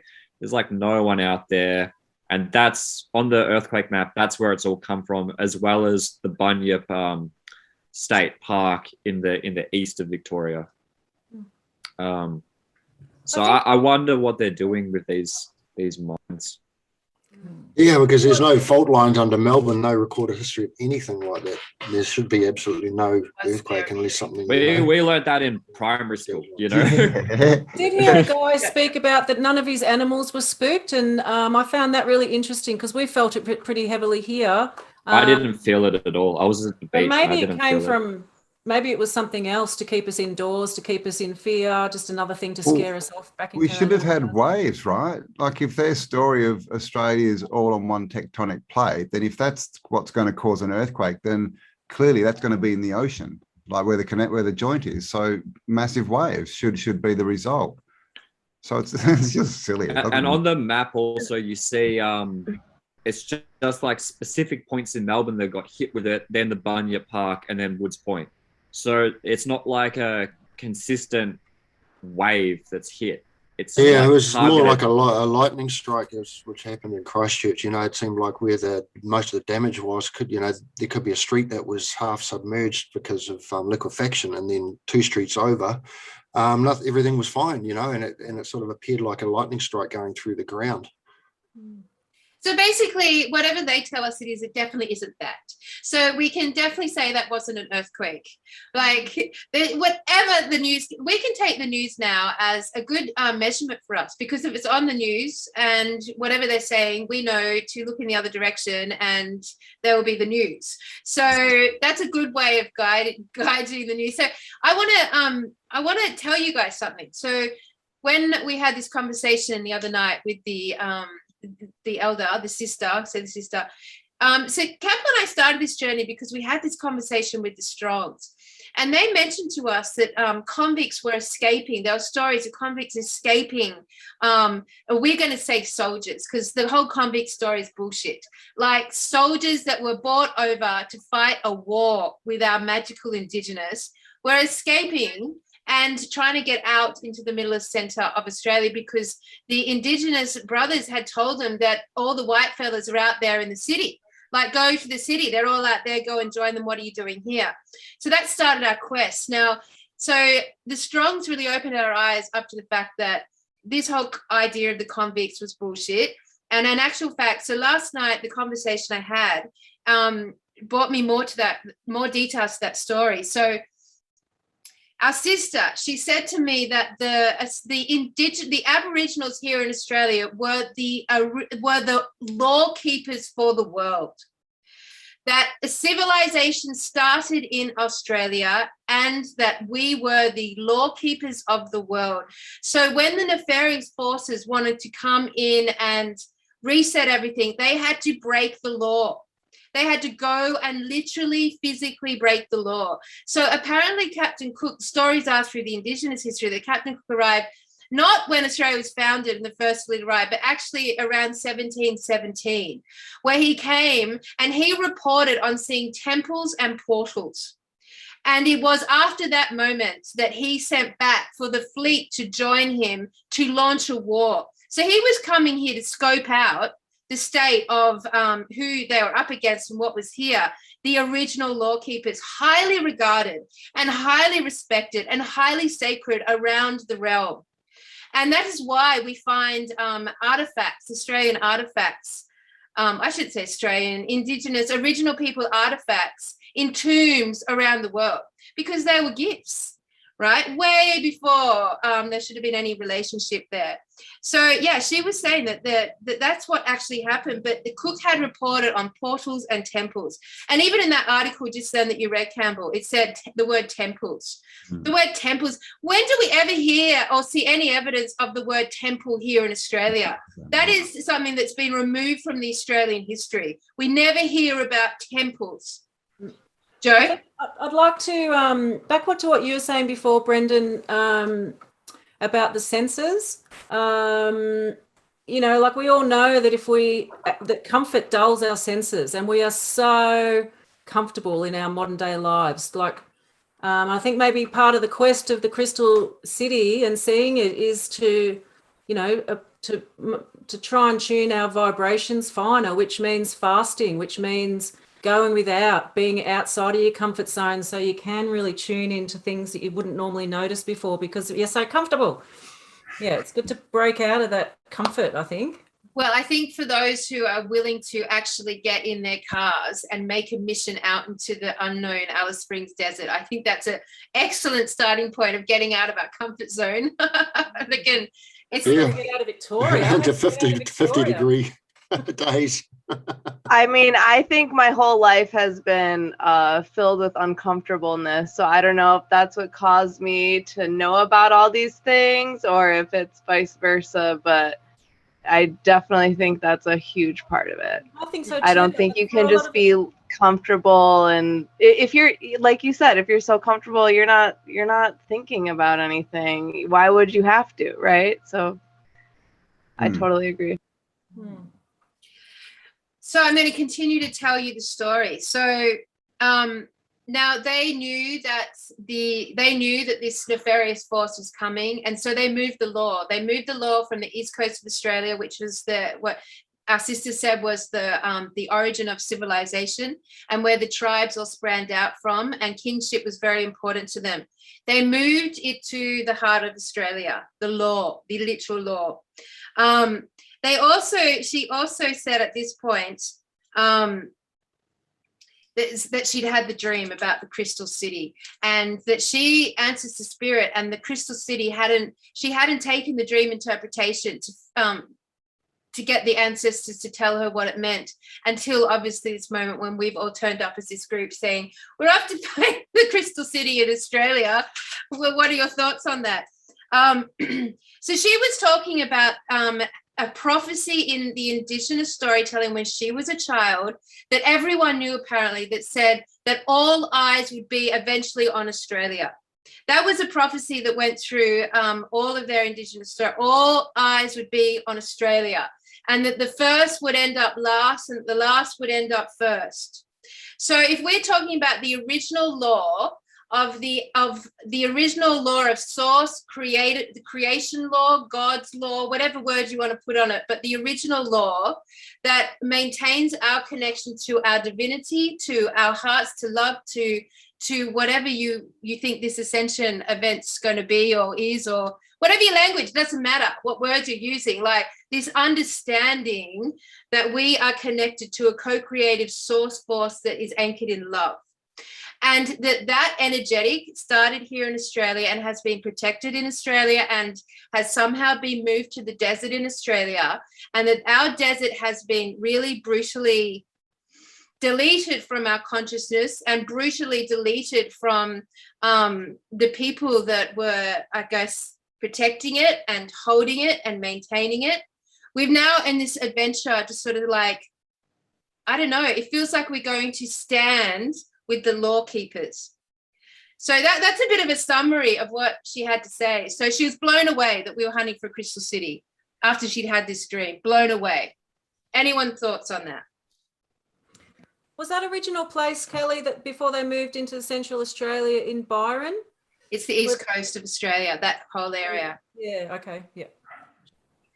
Around the Lismore, Byron, that whole strip there. I think Mount Warning is the first place to see the sun coming up from the east coast of Australia, so maybe it's around there. Yeah, and it's so interesting to me that that's the only place in Australia you can't find Tartarian buildings. That's true. Other sacred sites. I think there's also a Budjalung legend that obviously the first sun or the most easterly point is the lighthouse at Byron, and then there's a serpent energy that comes from that point that runs through Mount Warning and then runs through inland, Western New South Wales, and then runs all the way out to Central Australia. So they do talk about that sort of connection between the East Coast and Centralia in that way. lighthouse. I just I have an interesting story that happened to me at the end of last year. So towards the end of last year, a lot of metaphysical warfare was happening against me. My brother got like MK Ultra basically, and he was like he was possessed by a nefarious spirit. And we went on a big quest up to Byron Bay, and we went to that Crystal Palace in Byron Bay, and then that night he went off and into the night with a woman, and I didn't see him again. And I went up to the lighthouse, and when I was up, I went up to the lighthouse, and then I came back down. And as I was coming, my car was parked outside the Arts Factory, if you know the Arts Factory in Byron Bay. And as I was going, this van rocked up, and he was like, "Where are you going?" Arts Factory, get in. And I wasn't going to get in, but then for some reason I got in. And first thing he's completely tripped out on acid, this character, driving the van. And I don't know, I was in it. And anyway, he ends up dosing me up with like three drops of pure acid. And he was a Bangjalan character, but the name that I have for him is the Lizard King. He didn't tell me that was his name, but that's the name that I have. And he burnt my palm with a smoke, and he tried to do those sort of like the faces that you'd see in the Buddhist, those demon spirits in Buddhism. And we did like a Om together, and he was like a powerful spirit. And then anyway, he revealed his true face to me, which was like blue, and it is an ancient being, but definitely a negative entity. And we had this conversation where I basically was saying, you know, it's okay for you to move on, and the war's been going on for so long. I don't understand what the point of this whole thing is. And then he saw some women, and like the Arts Factory is like, I realized the Arts Factory is actually like a multi-dimension, like a higher dimensional realm where these entities live. Because I've met like people from Lemuria, and everyone's tripped out on drugs there and stuff. And anyway, there was some other characters there that were like sort of old king sort of spirits, like wizards, speaking in different languages. And anyway, I got out of there, and then I was getting attacked on the main beach with music by some indigenous characters. They were attacking me with like the sound waves. And then I spent the night on the beach. I managed to get through it. It was like a long night of the soul sort of thing. And then I disappeared. I got out of there, and I slept in the car for 2 nights, I think, in Ballina. And then after that, I was walking, and I managed to get a lift into town with this old boy, and he first thing he said to me was, "I have missing time," and he'd been abducted by UFOs and that sort of stuff. That was the first thing he said to me. And then after all this, I basically was like, all right, like cut up. I was basically like ready to just be like, cut up all my identification documents and all that, and just go into the desert. And that was where I was at the time. Of course, I'm back in Victoria, back in Melbourne, but it was a crazy experience. And I don't know exactly who this entity was, but it was an ancient being, and it was sort of negative. But it's hard to tell with these sort of characters whether they're performing a role for you that is appears negative, but they're actually like just killing something in you and initiating you, providing you some sort of test to continue. mean, without getting into it too much, we have had one incident with a Belgian backpacker around between a club and the arts factory who went missing, was last seen taken off in a van and vanished without a trace.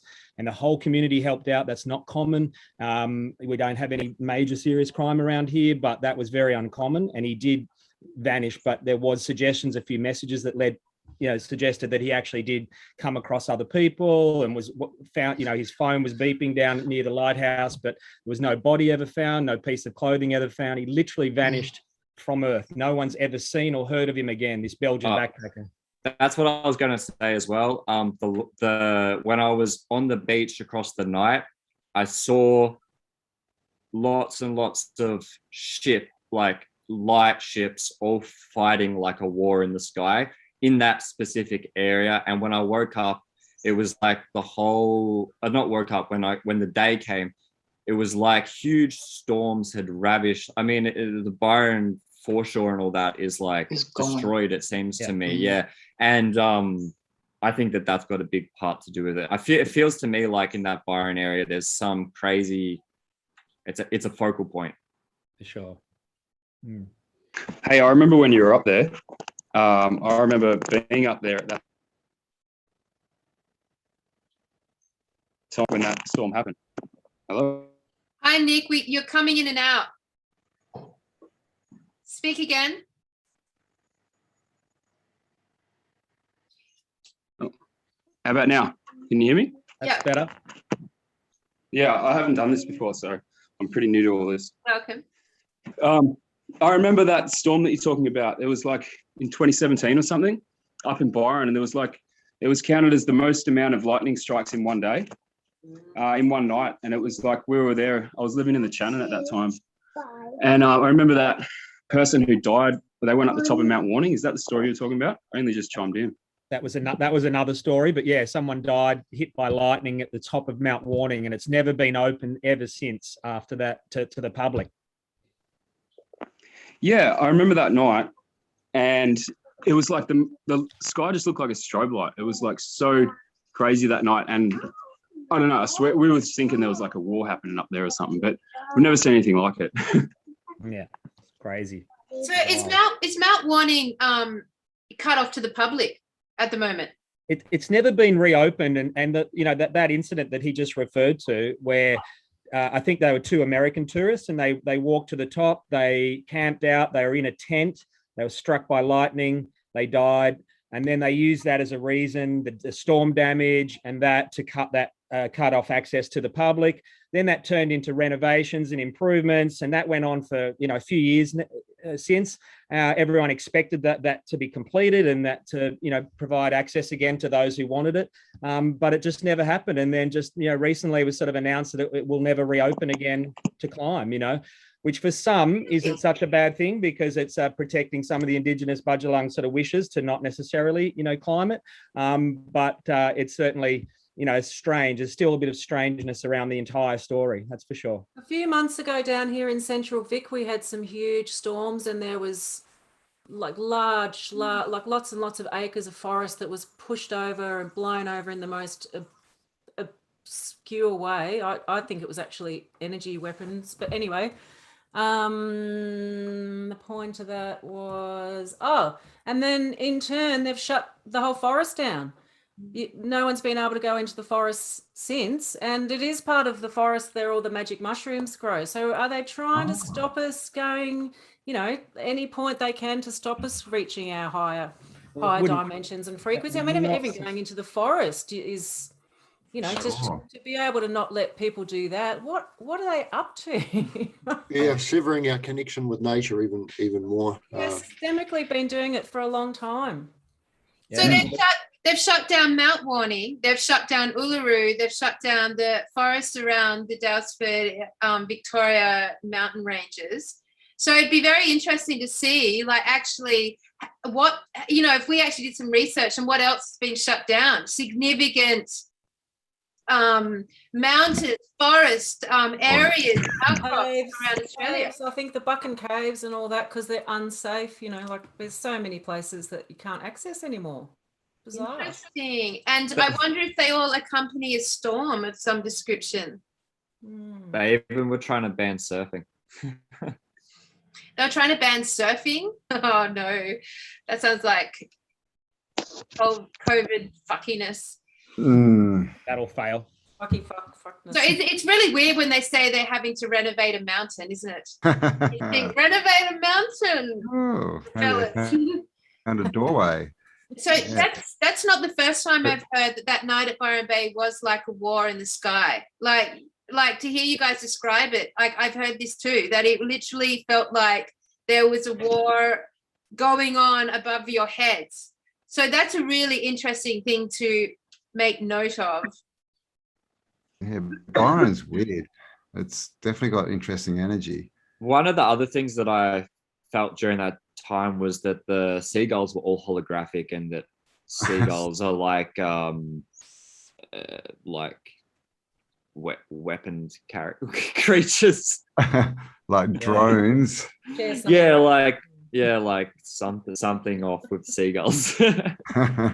I think there's also, for people locals like us chip. that have been around for a while too, who are, perhaps protected up in the mountains and the rainforests or around Mullumbimby or some of the hinterland villages, so few of us are attracted to go into Byron itself anymore, even though it's close. But the changing demographic, the change of people, attitudes, wealth, money, celebrities, there's just something odd. We've all heard and seen of this sort of piling in of money and celebrities, and it's sort of changing that frequency. And you just sort of, you do wonder if that's sort of, perhaps contrived a little bit too. Yeah, I think you're onto it, Adam. The consciousness of everyone in such a sort of energetically active or sacred space sort of attracts a lot of people, and they're all at different levels of consciousness, and they all probably need some sort of healing and some sort of level, but just the noise floor level is lifted exponentially, and that could sort of cause some extreme things to happen in sensitive energetic environments with people. I noticed it when I went to Peru, like a lot of issues that I had personally sort of came to the surface really rapidly there, and it was a great time to sort of get all that out. And the Byron Shire and around that area is probably one of those places as well. That's why so many people are attracted to it, because they can do a lot of personal work in a fast amount of time, but the energy's very light there, so they can you can go through that there. But again, the noise, the more people that go there looking for the same thing, that the noise level is raised, and it kind of does affect the environment somewhat. Dalesford's on gold, quartz, and there's lots and lots of water underground too, and people are attracted to here, but it's changing very quickly, like Byron. Like people come flocking, Getting amplified, and they just come and go to the shops. They don't even check out the forest anymore. Another interesting, they're changing the frequency as well here. It's fascinating. Now that I recall the night, one interesting aspect was in the lead up to all this, it was the night that all of the kids were there for the schoolies, and they had like a doof or something in the dunes, and they were all coming back to the town in a beehive, and I was walking and I actually got assaulted by like some kid off his face, but there was like serious negative energy with all of these kids, in there on that particular night as well. Yeah, it just falls into a state of chaos. That's why the rich people go in, because they're lower vibrational people. Yeah. And it's changing it from, the ether to the 5D to the 3D, right? Focus on what you got, what people look like, what they own, rah, rah, rah. And it just changes a complete tone and frequency of the whole area.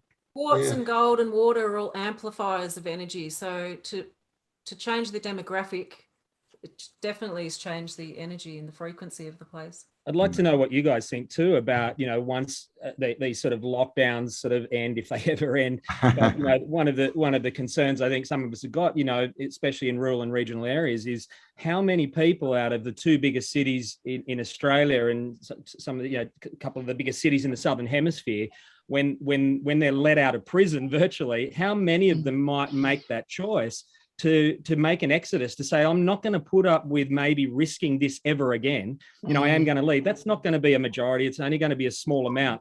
But, if you take 9 million people who have now the opportunity to leave, and you get, you know, sort of 5% of them, you know, we're talking about tens of thousands of people who may want to leave the two biggest cities in Australia rather than be imprisoned again, perhaps next year. And you know, where will they go and what changes will they bring, and how will that, you know, have an effect on these bigger issues that we're talking about? Oh, good on them, mate. They want to do that. I think that's a great idea.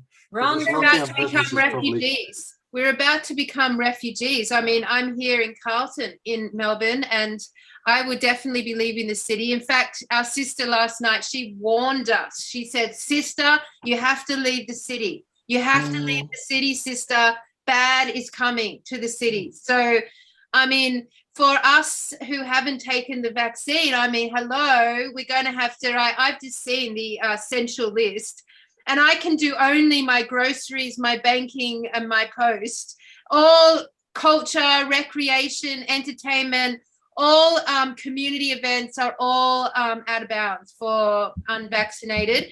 And like we might get a lapse in over Christmas, but the next strains are going to come next year. Like there is going to be a migration out of the city. So we are going to have to be responsible for setting up a very new structure in a very new place. And every single institution in Melbourne, like whatever it is, the museums, the everything, the people planning events, they're all operating in that groupthink mind state, the Borg Agenda 2030 or whatever. That they're all operating in the bureaucracy of it all. Get out. But at the same time, it is our job as light workers to spark magic in these places and wake people up. So that's another aspect of this whole thing. And that's why, like, well, where I am in Ocean Grove, you know, the first thing to come was the 5G tower, and all these people around here, they don't look like locals. They look like zombie drones. And I feel like as a dream weaver here, as a local person, I feel like it's my responsibility while I'm here to smile. Yep, absolutely. And it's really interesting that with the COVID stuff, obviously I've been marching around the city, taking the videos, that not only have they systematically, and I bet you if we went and actually did some research, over the last couple of years, they would have systematically shut down all the high energy spots around our natural environments and close them down to the public. And now they've also systematically shut down all the Tartarian, all the buildings, or the tours, or you can't get into even the National Library at the moment, you know, and like, I would have loved to have gone and looked at all of our buildings that I've been covering from the inside. I would never be able to do that probably now as an unvaccinated human being. So it's been really interesting that our search through the old realm has systematically been shut. The doors have been shutting while we are opening in another direction. So I just wanted to make that point, that not only is the natural landscape being shut down to the public, also, you know, the cultural landscape. But that's also moving us out of that system and out of that frequency, isn't it? Saying you don't belong here anymore. You've got to go and create something new. This is for the people with the needles hanging out their arms.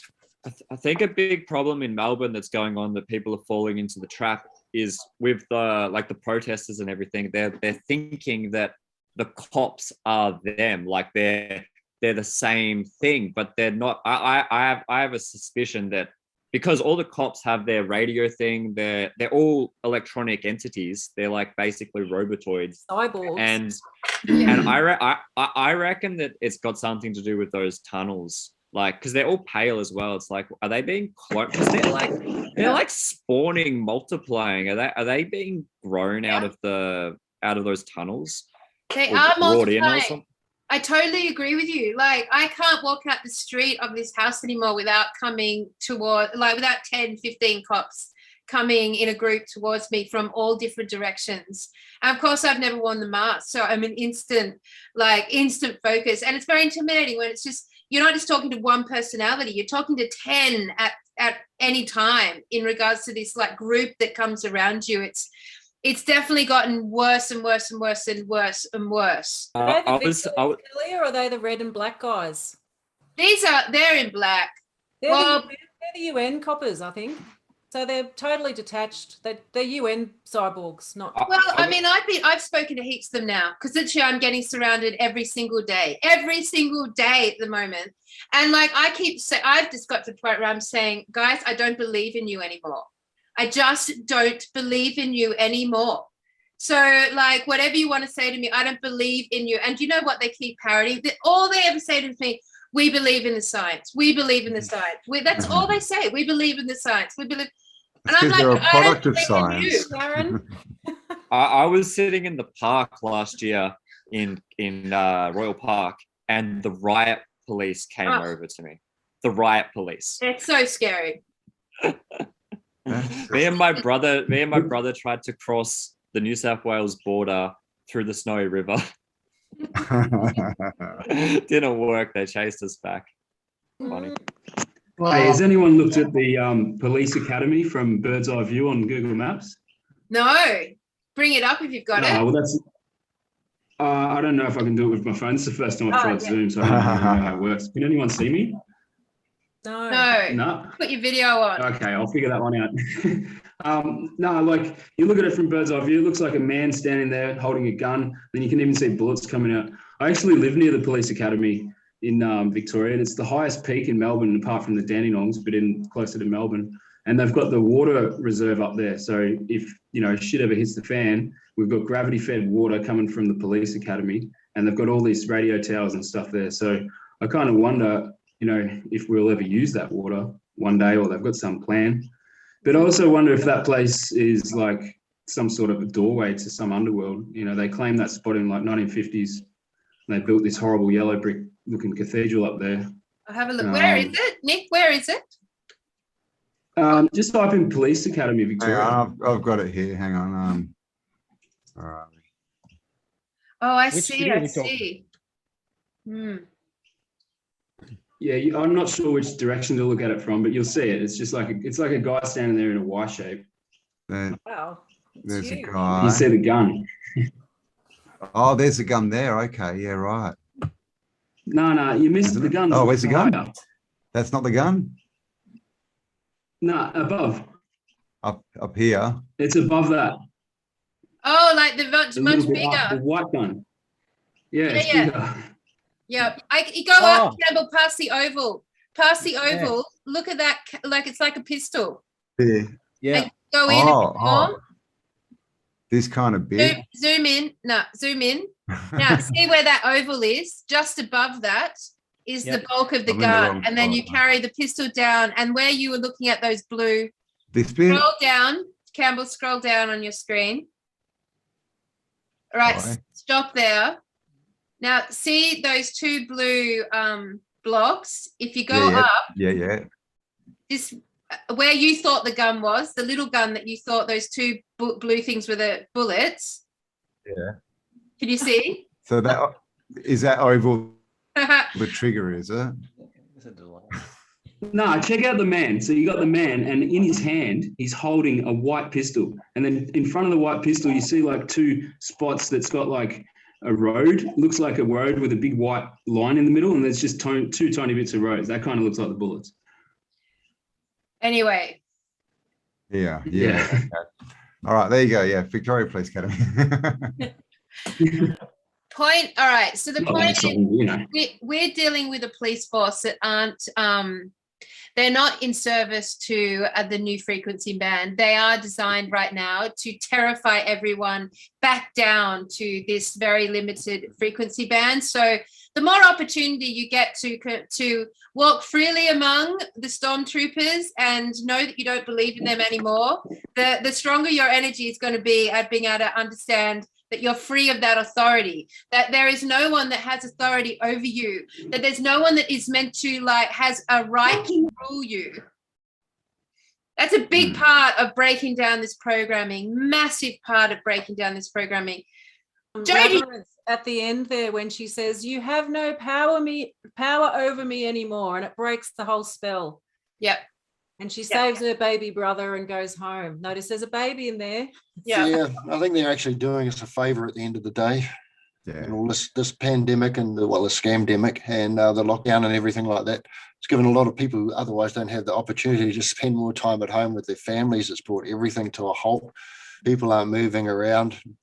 We can't access nature, so that becomes more important to us. And we've had all that time to reevaluate, ourselves and our future paths. So, like every evil in it has its own seeds of demise.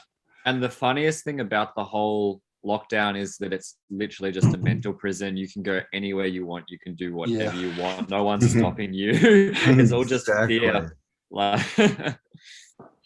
So Joe, light language Joe, do you want to tune in a bit? Is anything coming through to you on this dialogue? I was thinking that it's interesting how we always get drawn back into the narrative of the fear and the police, etc. And that what we have to do, I know we have to acknowledge it, but you need to keep focusing on that, Crystal City. We have to keep holding that frequency as a part of who we are. And that is what is going to draw us out of being frequency specific with that, what's happening in Melbourne, with what's happening in this world. Just like we were saying, and you showed at the end of that Celestine prophecy, when you put that little clip together, Cambell, what's going to help us is embodying that frequency of what that means. How would our life be if we were in that? That is it. You take your gaze off that and you put your gaze and your frequency on that. And that's really what's coming. That's what's coming to me, that we are living, and I have sort of talked about this before, we are living in an artifact of consciousness. We are living because humanity's been programmed a certain way. We as the creators of reality, we as the observers, collapsing that wave of potential into the particle of reality, we've created the earth to look the way that it is. And some of the aliens, whoever you want to think them are, these advanced beings, are really interested in the fact that when we go to work, our house stays in a shape. It stays there until we come home. So they will create what they want energetically in the moment they need it. But then when they don't need it, it goes back to energy. Dark City. We are, pardon? Dark City, where they move things Is around. that what that is? I haven't seen Dark City. But if we keep focusing and putting our energy as the observer on the old reality, we are holding it in place. So you have to spend more time focusing on what it is you want to experience. So yes, this is here. Yes, this is happening, but pull out and put you as your energy and your focus as the observer into the new structure. Yeah, so it's like there is, if you think of scaffolding around a building, the scaffolding is there and holding everything in place. But when you are focusing on the new, you're actually almost taking the scaffolding and putting it and creating the new structure from that level of scaffolding, from that level of the beginning of it. And as you look at it and put your energy at it and feel it, this will actually dissolve and will no longer be frequency specific to you. And what you are focusing upon you will become more of a match for that. But the world as it looks like, as it is an artifact of consciousness. The humanity has been programmed to look at the world, and thus it is held in its structure. So we have to pull that focus out. Because I mean, that's our subconscious really, isn't it? Our self-image that is holding our house and our car in the 3D realm when we're not using them. Because we've got all this subconscious stuff going on. And people are like, I'm changing, but unless you change the program, you haven't actually changed the frequency. And as far as leaving, so many people are like, I'm just going to keep 1 foot in, just in case. I'll keep 1 foot in and I'll kind of go out there, but just in case. So, you know, there can't be any buts, right? You got to kick butt. You know, no, I'm going looking for the Crystal City, but just in case. And just one thing I've been wanting to say all day, this whole, the program being layered over us, you know, this whole concept, and which is our belief of what the realm is, right? Which is our perception. It just makes me think of those pyramids that we were looking at, Kelly, in the last video, right? Literally superimposed on the top of the other one. It was literally, is that the program? Is it literally splitting apart in front of us, or are they trying to tell us something? Because that was literally, in Australia, it was pyramids superimposed over whatever was on the ground. It was very, you know, it's very, you know, the 3D is it's almost like, yeah, well, it does, right? The 3D is mimicking the 5D. Also, like they that we talk about, like the bad guys or whatever, they're really just like they're just part of the video game for us to solve the puzzle. Like they're just part of the simulation to enjoy for the whole magic of the whole thing.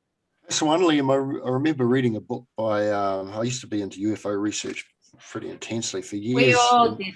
We all did. And the Mothman prophecies, the guy who wrote that, John Keel, he wrote a book called Operation Trojan Horse, and it was one of my favorite books from the whole UFO thing, because he kind of tied it all together. You know, you hear all the stories of the Greys, the reptilian, and people from the 80s and all this sort of thing, and morphing ships, etheric ships, nuts and bolts ships, and all this sort of stuff. And he'd spent decades as a dedicated researcher and investigator. And he kind of came to the conclusion at the end of it. He said, well, believe what you want, but they will come to you through your own mind. Your own mind is the gateway for these things. So be careful where you place your awareness or what you focus on, you know. And that's after 25, 30 years of research. That's his conclusion, that these things will come to you through your own mind, which gives, you know, us a pretty big clue of how we should place our focus. Yeah. Anyone who's into Carlos Castaneda books, Don Juan reiterates time after time after time that everything is given to us as a description, and this is how we form our view of the world. We don't perceive it as it is. It's a description that we interpret as based on what everyone else thinks it is. Well, none of us even see the same colours, or we don't know. Yeah. No, we've all got a different perception through our own filters and experience to see things or hear things totally differently from the next person or the next person. Fascinating. Which is why no one can be wrong. You know, this whole ego thing. You're wrong. It's everyone's right from their own perspective. Well, right and wrong is that polarity thing. It is, and I heard the other day someone talking about the tree of good and evil, and they were saying, well, we've got that message wrong. The message is it's judging things as good and bad. The whole ego part of it, that's what it was talking about. You know, once you judge something as bad, then you can only perceive it as bad, right? It can only be bad energy, right? Because you've defined it as that, and that's the problem.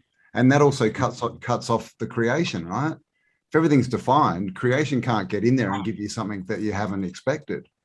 Hello, and enter the lofty imaginings. The word lofty, where we come up with an idea that we have no emotional attachment to, we haven't put our belief structure into it, we haven't created the parameters. Like that is the magic of innocence. That is nonsense, the masters of being nonsense. So obviously everyone who's connected with Tartaria around the world has found their way here through the UFO journey. We've all dedicated decades of our lives understanding the UFO, alien agenda, all of that stuff, all of the space realm, the galactics, blah, blah, blah. So it's really interesting. I'd love very quickly to hear everyone's summary now that they've come to Tartaria from there. What is your, summary of all of that?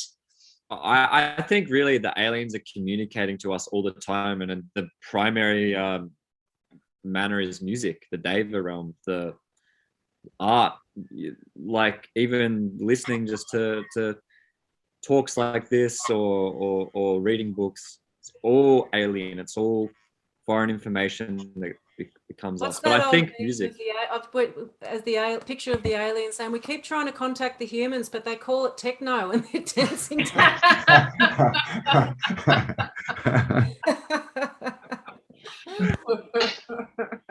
Good. Yeah, Liam's got a point there. The you know, a lot of the old Tartarian structures are geometric, and way back in the early 2000s, I was living in Wellington in New Zealand, and there was a building at the end of Vivian Street, and it was actually turned into a public toilet. And then they basically cleaned it out and it was turned into a restaurant. And there was a dome at one end of it. And they always used to like to have guests who'd booked a special table there, and you'd sit under this dome. And if you were standing in the right place and you sort of said something or you toned or you sang, it would produce this unusual resonance, and everything would go sort of dead. Everything would feel like you're in an anechoic chamber, if people know what I'm talking about.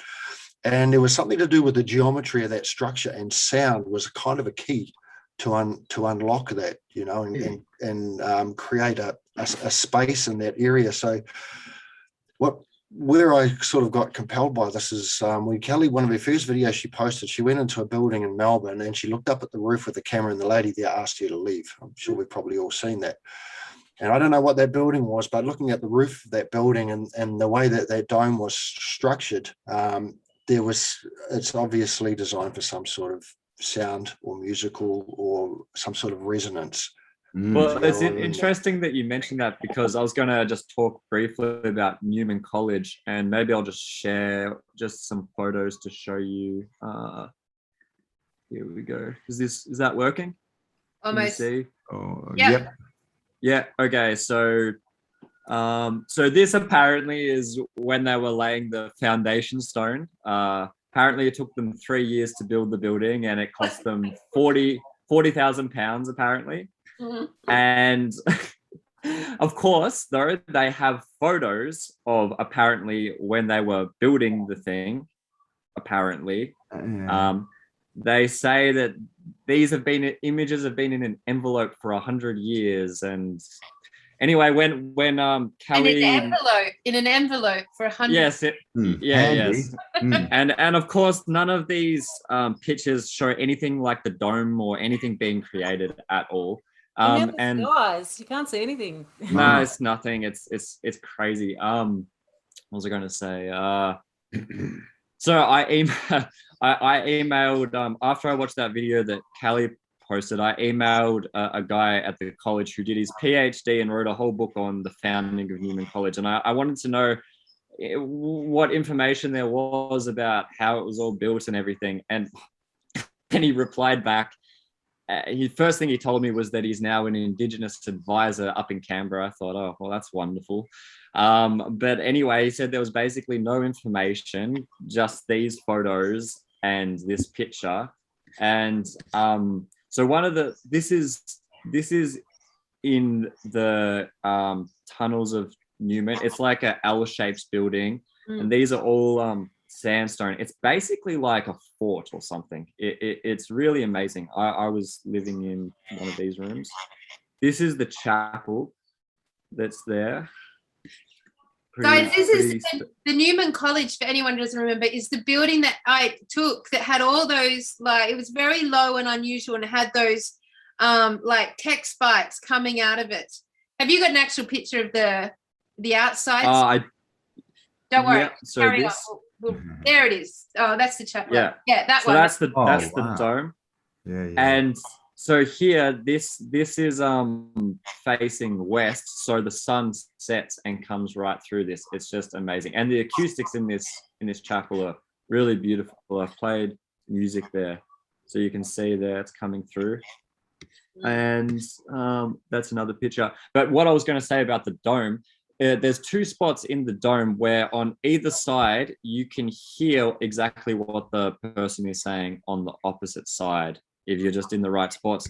And when you enter into this dome, there's another spot where there's like like a quarter sphere, and you stand there and you get this sonorous, deep resonance as you speak there. Yeah, really amazing building, and they just have a full fake they're run by the Jesuits, and also Xavier College out in Kew has another huge big Tartarian temple. So they've come in, and one of the interesting parts of the whole story that they tell with this building is that it was funded by the Irish Catholics, or they mention the Irish, and they try and like link in with Irish, but it's all Rome. I had another picture somewhere of this is the ceremony that they did when the Catholics came and founded it, or what have you. And there was one other thing that was interesting.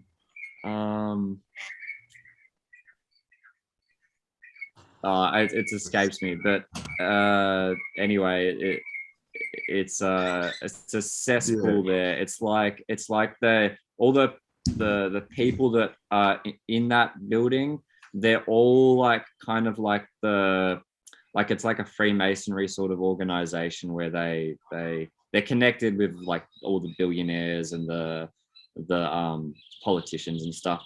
Tony Abbott, these sort of characters. Are there any underground tunnels that you know of, Liam? There? Yeah, there is. I don't know if there's a tunnel, but there's underground chamber under the dome.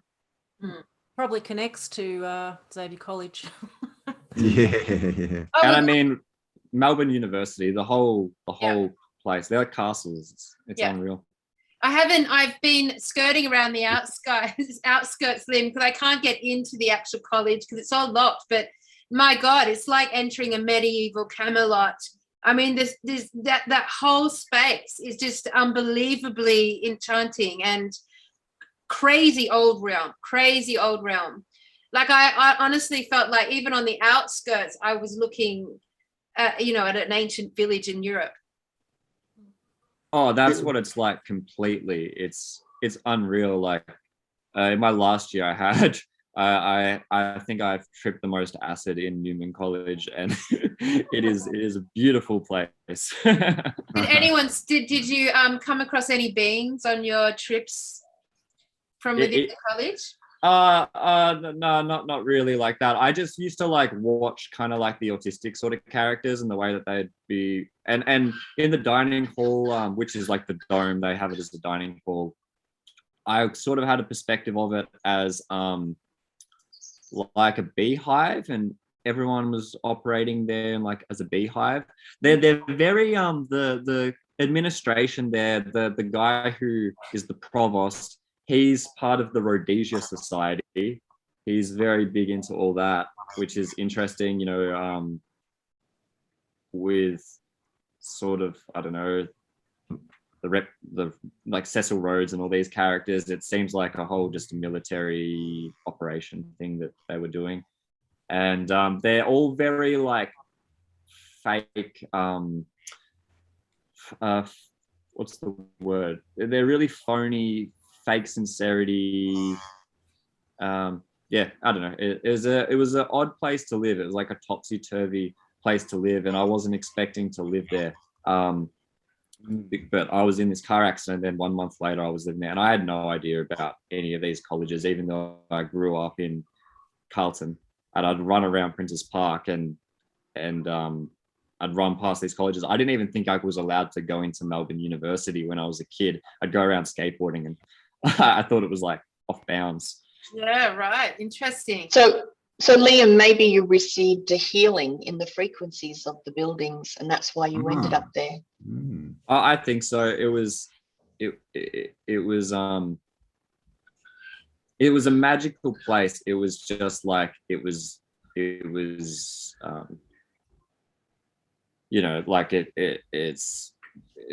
been stolen. Yeah, and those places, I mean, it sounds like it's still got a lot going on underground. They've probably got old books in there too, but those places seem to be where, the underground kind of mixes with the above ground reality, if you know what I mean. That's why they're so weird, because you've got this whole big underground scene of people who see reality one way, and then there's sort of you know, serving up the reality they want us to believe to all the students there. So Yeah. yeah, very weird energy. Well, I mean, I can tell you that you probably agree with me, Liam, that I was like looking at Melbourne City last night, 'cause I can see it from where I live, the whole cityscape. And it feels like it's changing to me. Like the city itself, the image of the city, the visual image of the city, the light that it emits, it feels like it's shifting, and not for the good. It feels I like wonder too, in a lot of the incredible cathedrals and structures, like especially if they've still got any of their antiquitech or antennas or whatever, like you get 300 people in there going to mass, all with mobile phones in their pockets now. I know that's illegal, but you know, when we can, or still, but everyone with their mobile phones, like is that sending out negative negative vibes back out? Melbourne's also just completely awash in the Wi-Fi and 5G and everything everywhere. Yeah, it definitely feels like something is shifting. I mean, I heed our sisters' warning to leave the city. I think for anyone who isn't in a sovereign, sustainable space right now, and actually like are retaining their sovereignty and keeping away from the apple juice, we literally will end up needing to be grounded in nature. Like, there's no way around that. Like, new community, new schools, new systems. Pardon? Get back up here. Yeah, I know. Like, we need to be in a situation now where there's going to be a flux of people moving and needing to rely on each other and form that connected group that's going to actually help us create these new spaces. I mean, the Steiner School is falling. The Steiner School is falling to the vax and the masks, which is really? Yes, God. really. Yeah, I feel like so many of these like these places are just so bureaucratized and controlled. It's like the Vipassana centers, like that. It's like, if you're really about the Dharma, you're gonna like you keep doing it. You don't care. Like, why do you care about what the government's telling you? You keep meditating. But they all just bureaucratic structures. It's ridiculous.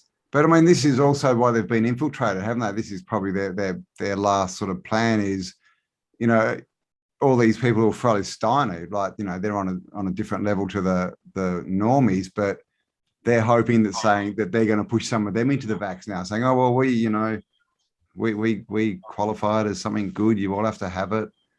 But it's the same story. It's just, if it's just ridiculous. If you believe in the creator, why would you ever need anything created by a man who was created by the creator? How could that possibly help you? That doesn't make sense. That's going backwards. You know, Campbell, here in Melbourne, you actually have to get double vax to go to yoga now. It's fucking funny, don't you think? That's like, it's hilarious. I mean, oxymoronic. Yeah, absolutely. Same as the health food store. But even just that sentence, go to yoga. Yeah. It's like yoga's always there for you. You don't need to go anywhere. It's just there. I think like the most subtle underplay of all this is that in doing it the way they're doing it, they're stripping people from their connection with community. Like, if you take away all the like rules and regulations, and it comes down to being cut away from community, and then like taking the vax and being reintegrated into community, like that reset. It's such a subtle reset. Like, you've got your apple juice, you can reintegrate with your peers. And don't talk to anybody about anything. Yeah. That's why I really feel like, for everyone who's still listening, you're doing fucking well. We're like 2.5 hours in. You're falling with us.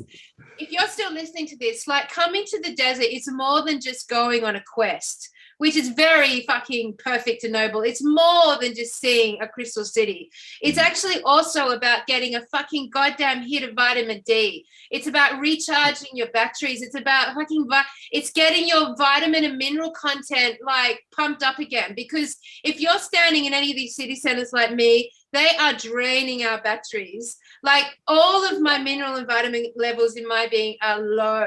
And we need that, really need that massive energetic hit to get through what's coming next year. So just from a pure non-apple juice precaution, I would really highly recommend that the Tartarian hunters do spend a week or 2 or 3 or 4 in the hardcore Australian sunshine. They can shut down our mountains, for fuck's sake. They can shut down our cultural centres. They can shut down our beaches, you know, but they can never shut down the outback. Like, it's too fucking big. And they cannot shut down these, well, I was about to say they can't shut down the sun, but they actually probably can with all their weather technology. But, like, seriously, guys, you've got a vast desert out there. There's no COVID out there. Like, head towards it. You need that hit of energy. Like, I feel that very powerfully. And it's funny because that was like in the Australian psyche, the sun has been like the enemy. Oh, put your sunscreen on and you're going to get skin cancer, and the ozone layers are damaged here. Cool. Sunnies are cool. Oh, sunnies I think stop slap. It's pushed hard to block out the sun. Yeah. Pushed hard. Well, actually, someone in the chat, hi there, just said that buttermilk is an excellent vitamin D supplement. So that's interesting. I've never heard that, but I definitely know we need fucking vitamin D right now.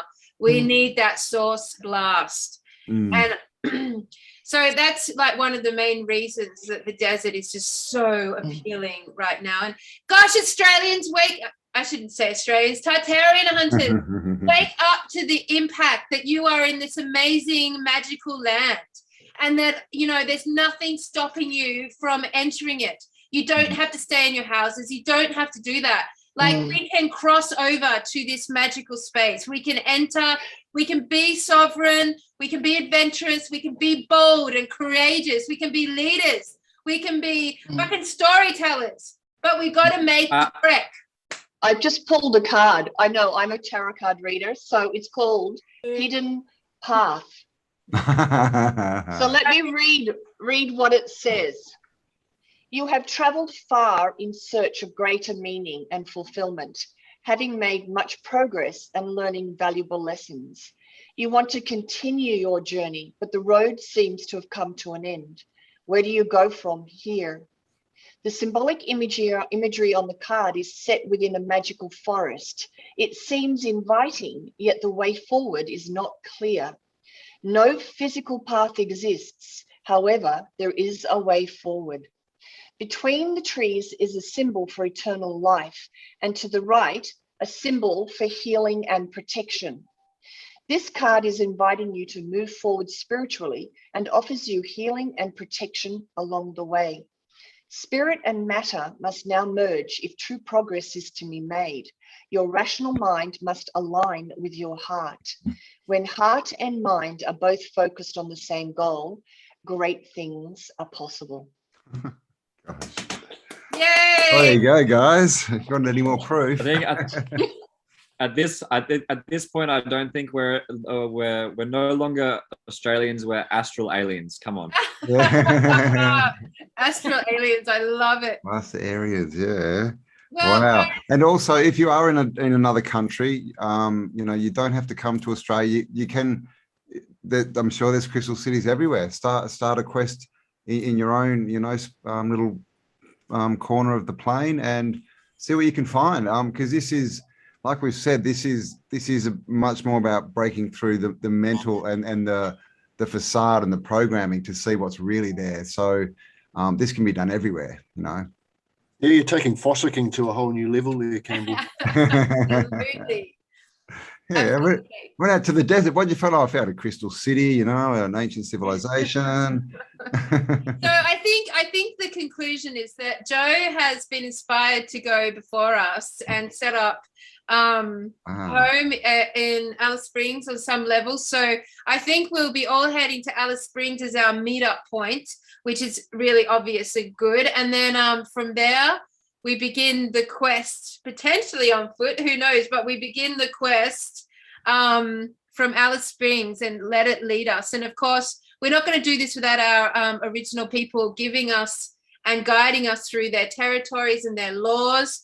We're going to, this journey must the parameters of our magical journey are our original laws.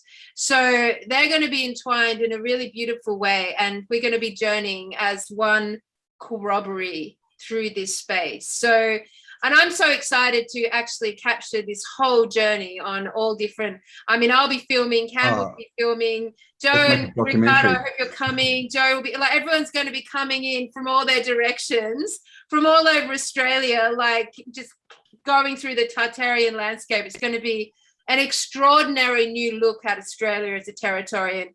I hope that it inspires in other countries and other groups to do a similar process. It would be quite something if we led the way in actually discovering the first frequency crystal city. It all began here.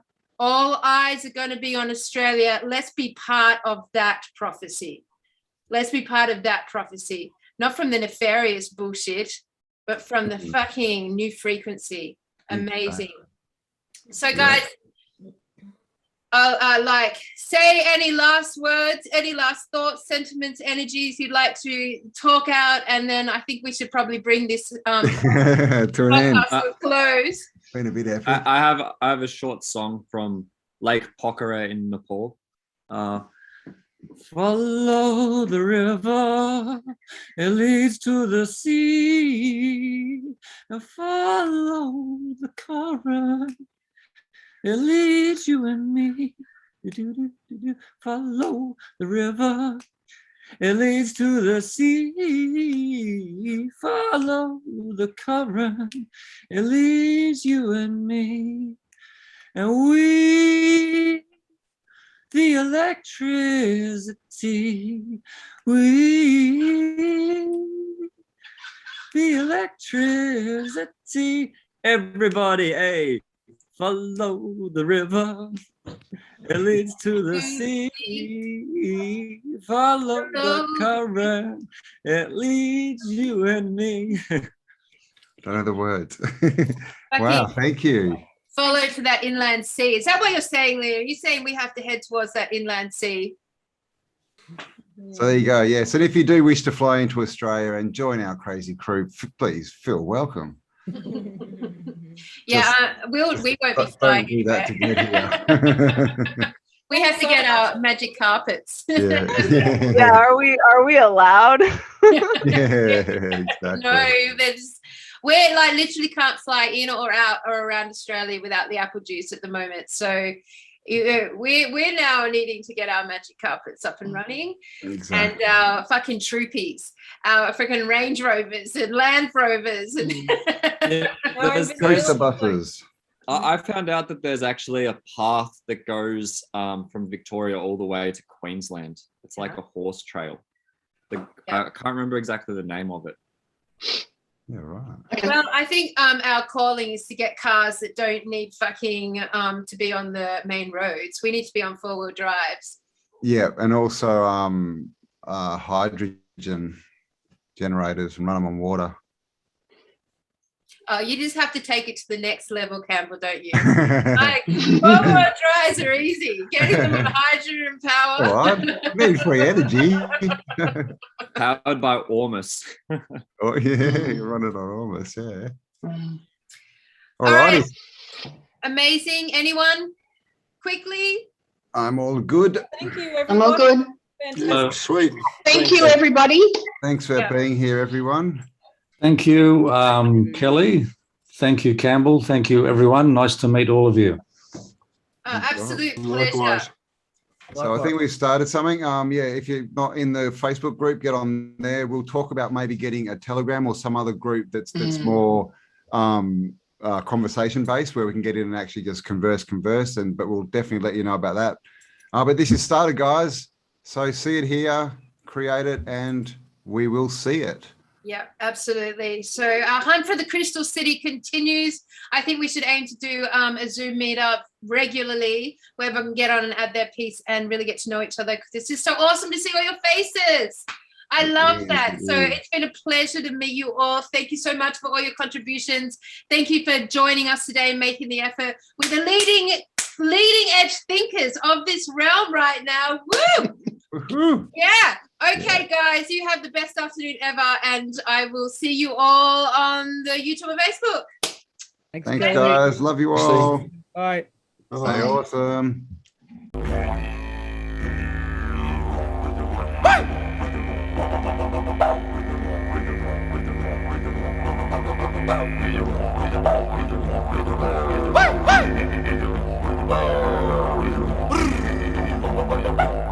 Allez, va! Balai, balai!